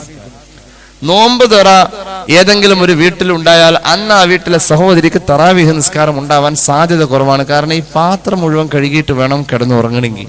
ഹയാത്താക്ക എന്നതിൽ നിസ്കാരം ഒരു പ്രധാന ഘടകമാണ്. അതായത് റമദാൻ വരുമ്പോൾ ഏകദേശം 600 റക്അത്താണ് തറാവീഹ് നിസ്കാരം നമുക്ക് കിട്ടാം. ഇത് മഹാന്മാരായ മലക്കുകൾ സന്തോഷിക്കാൻ ഒരാൾ തറാവീഹ് നിസ്കരിക്കുന്ന കാണുമ്പോൾ. അള്ളാഹു തൗഫീഖ് നൽകട്ടെ. തറാവീഹ് നിസ്കരിക്കേണ്ടത് 20 റക്അത്താണ്. അള്ളാഹു തൗഫീഖ് നൽകട്ടെ. ഏതായാലും അതേക്കുറിച്ചൊന്ന് പറയാനെന്ന് ആഗ്രഹമുണ്ട്. അള്ളാഹു നമ്മുടെ അറിവിൽ ബറക്കത്ത് നൽകട്ടെ, അമൽ ചെയ്യാനുള്ള തൗഫീഖ് നൽകട്ടെ. തറാവീഹ് നിസ്കാരത്തിന്റെ വിഷയത്തില് സമീപകാലം മുതൽക്ക് ചില ആളുകൾ പരിഷ്കരിച്ച് പലതും പറയുന്നത് നമ്മൾ കാണാറുണ്ട്. തറാവീഹ് നിസ്കാരം ഹബീബായ നബി കരീം സല്ലല്ലാഹു അലൈഹി വസല്ലം തങ്ങളുടെ കാലഘട്ടത്തിൽ ഈ തറാവീഹ് നിസ്കാരം ഫർളാകുമോ എന്ന് നബി തങ്ങൾ ഭയന്നിട്ടുണ്ട്. സ്വഹീഹുൽ ബുഖാരിയിലൊക്കെ ഹദീസ് കാണാം, ഫർളാകും. അത്രത്തോളം സ്വഹാബികൾ ഇടിച്ച് കയറാണ് തറാവീഹ് നിസ്കരിക്കാനുള്ളതായ ആഗ്രഹം കൊണ്ട്. അങ്ങനെ ഒരു നിസ്കാരം ഇങ്ങനെ സ്വഹാബികൾ വന്ന് നിസ്കരിക്കുന്ന കണ്ടപ്പോ ഒരു പക്ഷേ ഇത് ഫർളായി പോയാലോ എന്ന് ഭയന്നത് കൊണ്ട് പുണ്യ നബി സല്ലല്ലാഹു അലൈഹി വസല്ലം തങ്ങൾ 8 റക്അത്ത് പള്ളിയിൽ നിസ്കരിച്ചിട്ട് ബാക്കി വീട്ടിൽ പോയി പൂർത്തീകരിക്കാൻ ചെയ്തത്. സ്വഹാബികൾ പള്ളിയിൽ നിസ്കരിച്ചു. നബി തങ്ങളുടെ സാന്നിധ്യത്തോടുകൂടെ ആ 20 നിരന്തരം പതിവായിരുന്നുവെങ്കിൽ അവിടെ അത് ഫർളാകുമോ എന്ന വഹയിന്റെ രഹസ്യം മനസ്സിലാക്കി. നബി തങ്ങൾക്ക് എല്ലാം അറിയോ വഹയിന്റെ രഹസ്യം. അള്ളാഹുവിൽ നിന്നും വഹി അനുഭവിച്ചത് കൊണ്ട് അതിന്റെ ലക്ഷണങ്ങളൊക്കെ പെട്ടെന്ന് അങ്ങനെ ഫർളാകുമോ എന്ന് ഭയന്ന പല സന്ദർഭങ്ങളുണ്ട്. ഉദാഹരണം, എന്റെ സമുദായത്തിന് എല്ലാ നിസ്കാരത്തിനും പല്ല് തേക്കൽ ബുദ്ധിമുട്ടായില്ലായിരുന്നുവെങ്കിൽ അത് ഫർളാകും എന്ന് പ്രതീക്ഷിച്ചിരുന്നു പുണ്യനബി. നിർബന്ധമാക്കുമായിരുന്നു. നമുക്ക് ബുദ്ധിമുട്ടാകുന്നുള്ള ഒറ്റ പേടി കൊണ്ട് മാത്രമാണ് അത് ഫർളാക്കാതെ. അങ്ങനെ ചില അമലുകളെ ഫർദിനോട് ചേർത്ത് വെച്ചിട്ടുണ്ട്. അത്രയും കൂലി കൂടുതലുള്ള അമലാണ് തറാവീഹ് നിസ്കാരം. ഇങ്ങനെ എല്ലാ സ്വഹാബികളും ആഘോഷിക്കാണ് തറാവീഹ് നിസ്കാരം. എല്ലാവരും പള്ളിയിൽ സജീവം.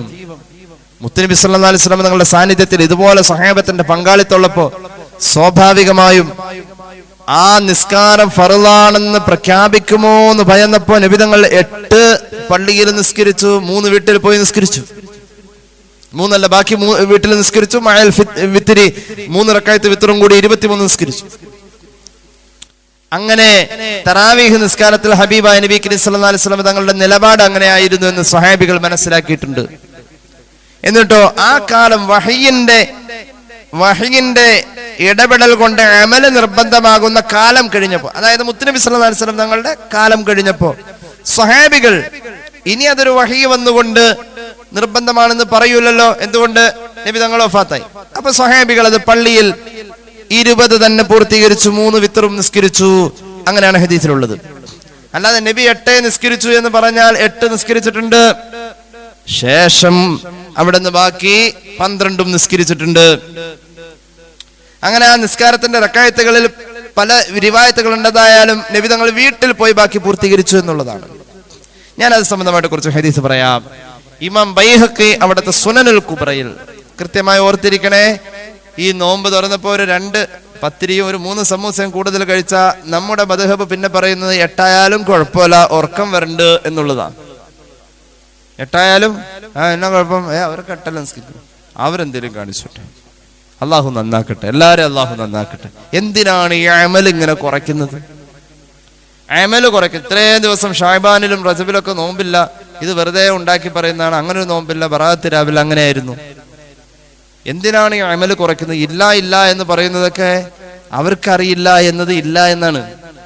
ഇപ്പൊ എന്നോട് ഇദ്ദേഹം ചോദിക്കാണ്, ഇന്നലെ വൈകുന്നേരം ഫലസ്തീനിൽ ഉണ്ടായ സംഭവങ്ങളെ കുറിച്ച് എന്നോട് ചോദിച്ച ഒരു പക്ഷേ ഞാൻ ഇന്ന് പത്രം വായിച്ചത് ഒരു പക്ഷെ പറയാം, നേരെ മറിച്ച് ഞാനത് കണ്ടിട്ടില്ല, ഞാൻ അവിടെ പോയിട്ടില്ല, അതുകൊണ്ട് അങ്ങനെ സംഭവമില്ല എന്നല്ല അതിനർത്ഥം. ഞാൻ കാണാത്തതും ഞാൻ അറിയാത്തതും ഒന്നും ഇല്ല എന്നല്ല. അങ്ങനെ കുറെ കാര്യങ്ങളുണ്ട്. തറാവീഹ് നിസ്കാരത്തെ ചുരുക്കി ഹദീസ് ഇമാം ബൈഹഖിയുടെ സുനനുൽ കുബ്ര ആ ഗ്രന്ഥത്തിൽ കാണാം. മഹാനായ ഇബ്നു അബ്ബാസ് റളിയല്ലാഹു അൻഹു പറയുകയാണ്, കാന നബിയ്യു സല്ലല്ലാഹു അലൈഹി വസല്ലം യുസല്ലി ഫീ ശഹ്രി റമളാന ഫീ ഗൈരി ജമാഅത്തിൻ ബി20 റക്അത്തൻ വൽ വിത്റാ. ജമാഅത്തിൽ പങ്കെടുക്കാതെ മാറി നിന്ന് റസൂലുള്ളാഹി നിസ്കരിച്ചിട്ടുണ്ടെന്ന് പറഞ്ഞു. എന്തുകൊണ്ട്? ഇത് ഫർളാകുമോ എന്ന് ഭയന്നതുകൊണ്ടാണ്. ഇബ്നു അബ്ബാസ് റളിയല്ലാഹു അൻഹു പറയാണ്, മുത്തുനബി സല്ലല്ലാഹു അലൈഹി വസല്ലം പരിശുദ്ധ റമളാനിൽ ജമാഅത്ത് കൂടാതെ തറാവീഹ് നിസ്കരിച്ചിരുന്നത് 20 റക്അത്താണ്. അതിന് പുറമേ വൽ വിത്ർ നിസ്കരിച്ചിട്ടുണ്ട്. അങ്ങനെയാണ്. അങ്ങനെയാണ് 20 പുറമേ വിത്ർ നിസ്കരിച്ചിട്ടുണ്ട്. ബൈഹഖി ഇമാം അവിടുത്തെ സുനനുൽ കുബ്രയിൽ ഈ ഹദീസ് പറയുന്നു. മറ്റൊരു ഹദീസ് കേട്ടോ, ഇമാം ബൈഹഖിയുടെ തന്നെ സുനനുൽ കുബ്രയാണ്.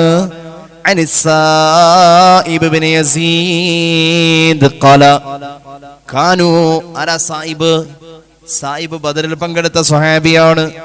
റസൂലുള്ളാഹിയുടെ പ്രധാനപ്പെട്ട സ്വഹാബിയാണ് സായിബ് ഇബ്നു യസീദ് റളിയല്ലാഹു അൻഹു. മഹാനവറുകൾ പറയാണ്, കാനൂ യഖൂമുന അലാ അഹദി ഉമർ ഇബ്നുൽ ഖത്താബ് ഫീ ശഹ്രി റമളാൻ ബ20 റകഅത്തൻ. സായിബ് ഇബ്നു യസീദ് തങ്ങൾ പറയാണ്, മഹാനായ ഉമർ ഇബ്നുൽ ഖത്താബ് റളിയല്ലാഹു അൻഹുവിന്റെ ഭരണകാലം വന്നപ്പോ അന്ന് സ്വഹാബികൾ തറാവീഹ് നിസ്കാരം നിർവഹിച്ചിരുന്നത് ഉമർ ഇബ്നുൽ ഖത്താബിന്റെ കാലഘട്ടത്തിൽ നിസ്കരിച്ചിരുന്നത് റമളാൻ മാസത്തിൽ അവർ നിസ്കരിച്ചിരുന്നത് ഫീ ശഹ്രി റമളാൻ ബ20 റകഅ. എത്രയാ 20? നിങ്ങളൊക്കെ എക്സ് ഗൾഫുകാരല്ലോ എന്ന് പറഞ്ഞ 20 എത്രയാ? 8 എന്നാണോ?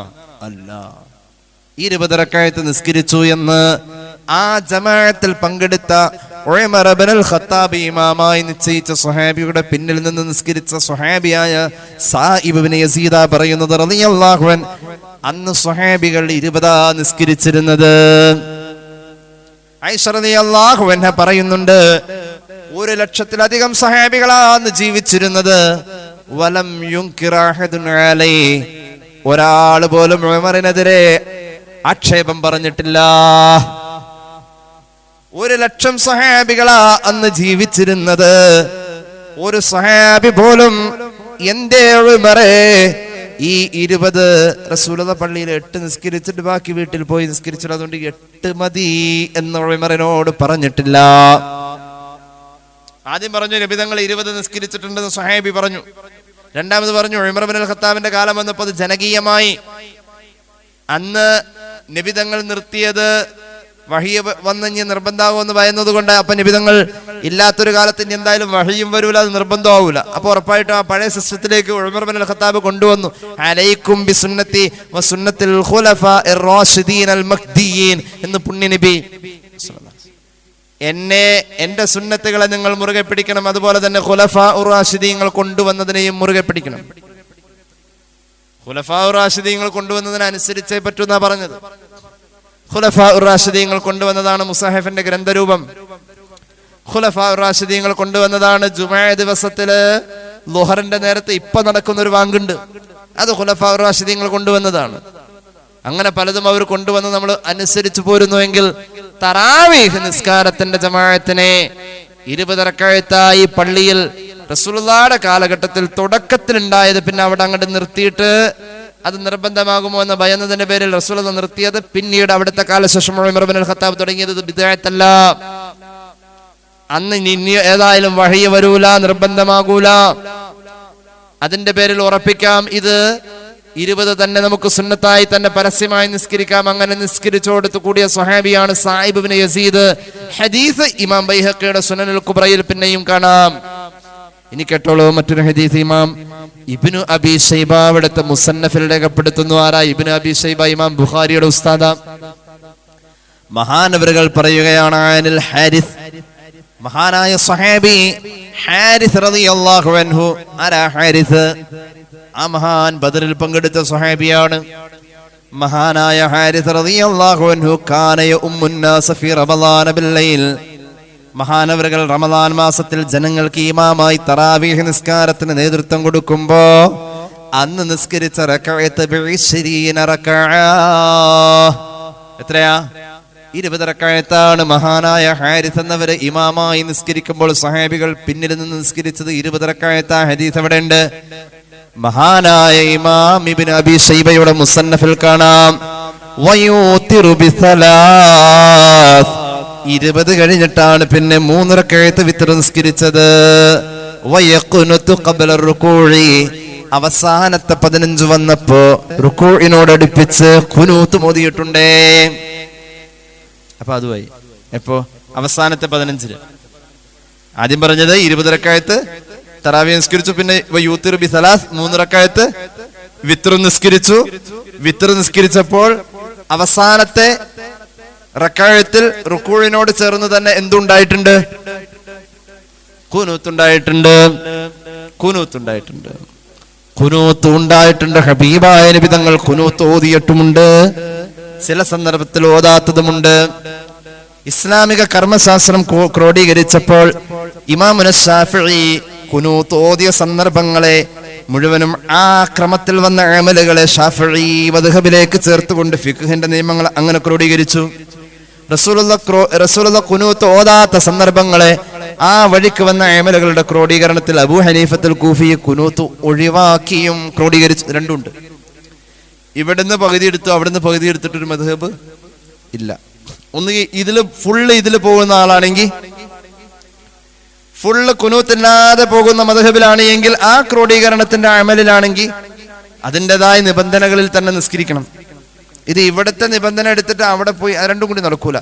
ഇപ്പൊ ഒരു വർക്ക്ഷോപ്പിൽ ചെന്നപ്പോ ആ വർക്ക്ഷോപ്പില് യമഹയുടെ വാഹനം നന്നാക്കാൻ കൊണ്ടുവന്നപ്പോ അതിന്റെ തലയും വാലും ഒക്കെ യമഹയുടേതും ബാക്കി അതിന്റെ ഉടലിന്റെ നടുഭാഗം ഹീറോണ്ടയും വെച്ച് കഴിഞ്ഞാൽ നടക്കുമോ? അത് രണ്ടും ശരിയായി കൊള്ളുന്നില്ല. ചില ആളുകൾക്ക് മദ്ഹബില്ല, അവർക്ക് അത് ഇതൊക്കെ എടുക്കുക, എല്ലാം കൂടിയാവും. എന്തേ? മദ്ഹബില്ല, നമ്മൾ ഹദീസ് നോക്കിയാൽ ജീവിക്കണം. ഹദീസ് നോക്കി ജീവിച്ചോണ്ട് ഇപ്പൊ ഈ പറഞ്ഞ ഹദീസാണെന്ന് ഇപ്പൊ എങ്ങനെ ഉറപ്പിക്കാം? ഇപ്പൊ അങ്ങനെ ചെയ്യാൻ നിന്ന് ഒന്നുമില്ലേ. ഹദീസാണെന്ന് ബോധ്യപ്പെട്ടത് മദ്ഹബും മഹാന്മാരായ സ്വഹാബികളുടെ ഇജ്മാഅൊക്കെ ഉള്ളത് കൊണ്ട് തന്നെയാണ് അത് ഹദീസാണെന്ന് ബോധ്യപ്പെട്ടത്. ഹദീസാണെന്ന് ഹദീസ് അനുസരിച്ച് ജീവിക്കാൻ അവർ തീരുമാനിച്ച്. ഹദീസ് ഇമാം ബുഖാരി റിപ്പോർട്ട് ചെയ്താണല്ലോ ഹദീസ്. ഇമാം ബുഖാരി മദ്ഹബുകാരനാണ്. മുപ്പര പറ്റൂല, മുപ്പര മദ്ഹബും പറ്റില്ല. അപ്പൊ മുപ്പരുണ്ടാക്കിയ കൊണ്ടുവന്ന ഹദീസ് പറ്റൂ. അപ്പൊ ഏതായാലും നമ്മൾ ഈ ചെയ്തു പോരുന്നതിലൊക്കെ പുതിയത് പറഞ്ഞു വരുന്നതിൽ ഒരുപാട് അബദ്ധങ്ങളുണ്ട്.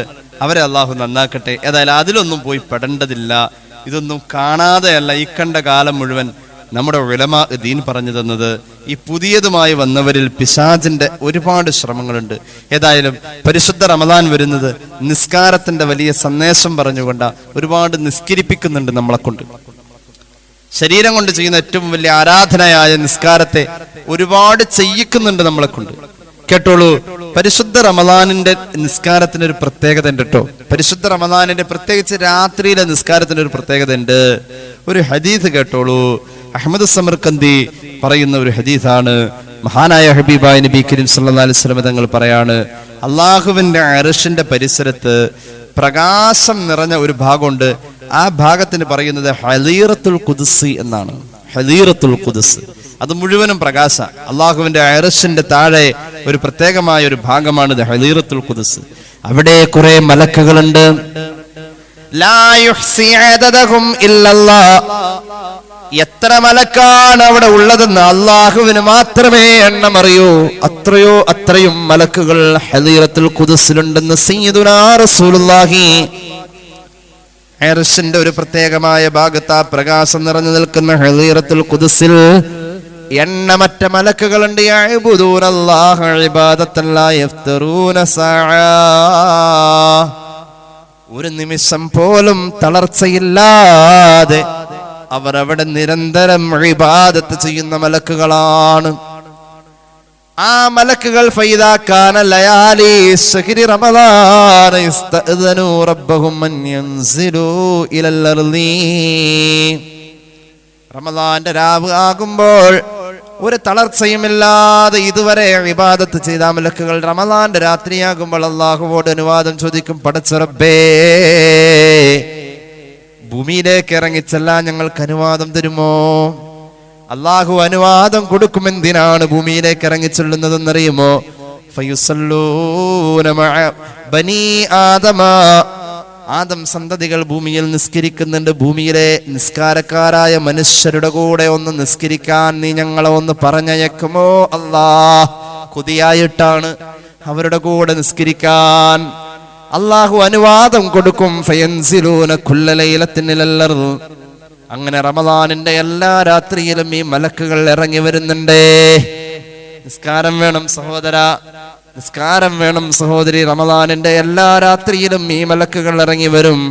അങ്ങനെ ആ മലക്ക് വന്നുകൊണ്ട് നമ്മുടെ കൂടെ നിസ്കരിക്കുന്നുണ്ട്. ഇത് റമദാനിന്റെ രാത്രിയിലെ മാത്രം പ്രത്യേകതയാ.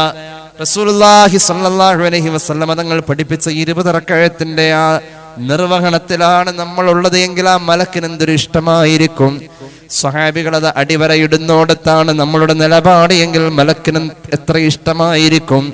നമ്മുടെ തറാവീഹ് നിസ്കാരത്തിൽ മലക്ക് കൂടെ നിസ്കരിച്ചു എന്ന ഭാഗ്യം അല്ലാഹു നാളെ നമുക്ക് രേഖപ്പെടുത്തി കാണിച്ചു തരട്ടെ. അല്ലാഹു അത് അനുഭവിക്കാൻ ഭാഗ്യം തരട്ടെ. അങ്ങനെ മലക്ക് ചേർന്ന് നിന്ന് നിസ്കരിക്കുമെന്നല്ലേ പറഞ്ഞത്.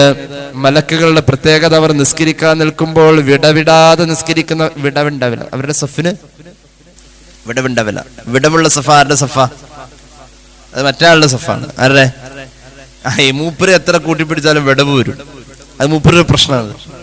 മൂപ്പര് ചില പാത്രം ഉണ്ടല്ലോ, നമ്മൾ എത്ര അടുപ്പിട്ടാലും ശരിയാവൂല. അത് പിന്നെ ലാസ്റ്റ് ഒരു ഇടി കൊടുത്തിട്ടാണ് എന്ത് ചെയ്യുക, അത് അങ്ങനെ പോയിട്ടുള്ളൂ. നേരം ഇല്ലാത്തതുകൊണ്ടാണ് നമ്മൾ ഇടിച്ചത്. ഇപ്പോൾ ആദ്യം 2 ദിവസം ഇടിച്ചുള്ളൂ, പിന്നെ 3ന്റെ ഇടി കൊടുത്താലേ ആ പാത്രത്തിൽ അടുപ്പ് ഫിറ്റ് ആവുള്ളൂ. ഇവര് എത്ര സഫ് ഉണ്ടാക്കാൻ നോക്കിയാലും വിടവ് വരും. മലക്കുകളുടെ സഫ്,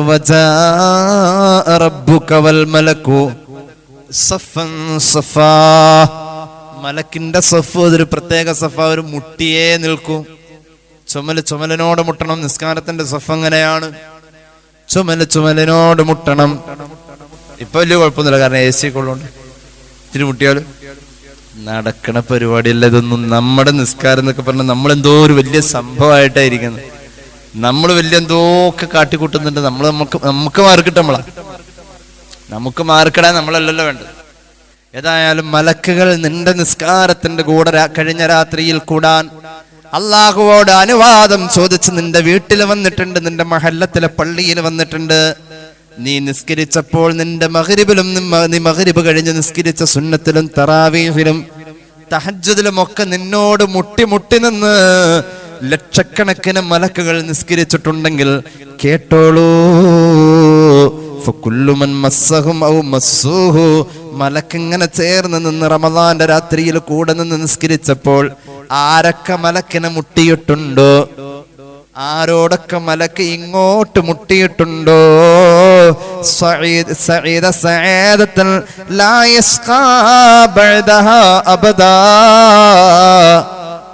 അങ്ങനെ മലക്ക് സ്പർശിച്ച മനുഷ്യൻ പിന്നെ പരാജയപ്പെടൂല. അള്ളാഹു നമ്മെ രക്ഷപ്പെടുത്തട്ടെ. അങ്ങനെ ഒരു നിസ്കാരത്തിന്റെ അവസരം റമദാനിലുണ്ടെന്ന് സ്വഹാബികൾ സന്തോഷിച്ചതാണ്. റമദാനിൽ മഹാനായ അലി റളിയല്ലാഹു അൻഹു മദീനയിൽ രാത്രി ഇറങ്ങി നടക്കാണ്. എല്ലാ പള്ളികളും പ്രകാശിച്ചു കൊണ്ടിരിക്കുന്നു. മഹാനായ ഉമർ ഇബ്നുൽ ഖത്താബ് റളിയല്ലാഹു അൻഹു തറാവീഹ് നിസ്കാരം 20 റക്അത്തായി പ്രഖ്യാപിച്ചത് നടപ്പിൽ വരുത്തി. റസൂലുള്ളാഹി ആദ്യ കാലങ്ങളിൽ നിർബന്ധമാകുമോ എന്ന് ഭയന്നത് കൊണ്ടാണ് 8 പള്ളിയിൽ നിസ്കരിച്ച് ബാക്കി വീട്ടിൽ നിസ്കരിച്ചത്, ജമാഅത്തിൽ നിർബന്ധിക്കാതിരുന്നത്. ആദ്യം 1-2 ദിവസം അങ്ങനെ 20ആയി നിസ്കരിച്ചു, ജമാഅത്തായി നിസ്കരിച്ചൊക്കെ ശരിയാണ്. പിന്നെ വഹയി വന്ന് നിർബന്ധമാകുമോ എന്ന് ഭയന്നത് കൊണ്ടാണ് അങ്ങനെ നബി തങ്ങൾ ചെയ്യാത്തതെന്ന് ബോധ്യപ്പെടുത്തിയിട്ട് എല്ലാവരെ കൊണ്ടും 20 ജമാഅത്തായി നിസ്കരിപ്പിക്കാൻ ശ്രമിച്ചു ഉമർ ഇബ്നുൽ ഖത്താബ്. അലിയാർ തങ്ങൾ ഇങ്ങനെ ഒരു ദിവസം മദീനത്തെ പള്ളിയുടെ പരിസരങ്ങളിലൂടെ ഇങ്ങനെ നടന്നു പോകുമ്പോൾ പരിസരങ്ങളിലൊക്കെ തറാവീഹ് നിസ്കാരത്തിന്റെ ഖിറാഅത്ത് കൊണ്ട് മുഖരിതമാണ്. പള്ളിയിൽ സ്ഥലമില്ലെങ്കിൽ അപ്പുറത്തേക്ക് മാറി മറ്റൊരു ജമാഅത്ത്, പിന്നെ അവിടെ കുറച്ച് വീട്ടുകാർ കൂടി നിൽക്കുന്ന മുറ്റത്തൊരു ജമാഅത്ത്. ഇങ്ങനെ തറാവീഹ് നിസ്കാരത്തിന്റെ ജമാഅത്തുകൾ ഇങ്ങനെ കണ്ട് പോകുമ്പോൾ തറാവീഹ് നിസ്കാരത്തെ ഇതുപോലെ ജനകീയമാക്കി 20ന്റെ ആ റക്അത്തിലേക്ക് വീണ്ടും പുനഃസ്ഥാപിച്ച ഉമറിന് വേണ്ടി മഹാനായ അലി ഇബ്നു അബി താലിബ് അങ്ങ് ദുആരക്കാൻ തുടങ്ങി. അല്ലാഹുമ്മ നവ്വിർ ഖബറ ഉമറ കമാ നവ്വറ മസാജിദനാ ബിൽ ഖുർആൻ.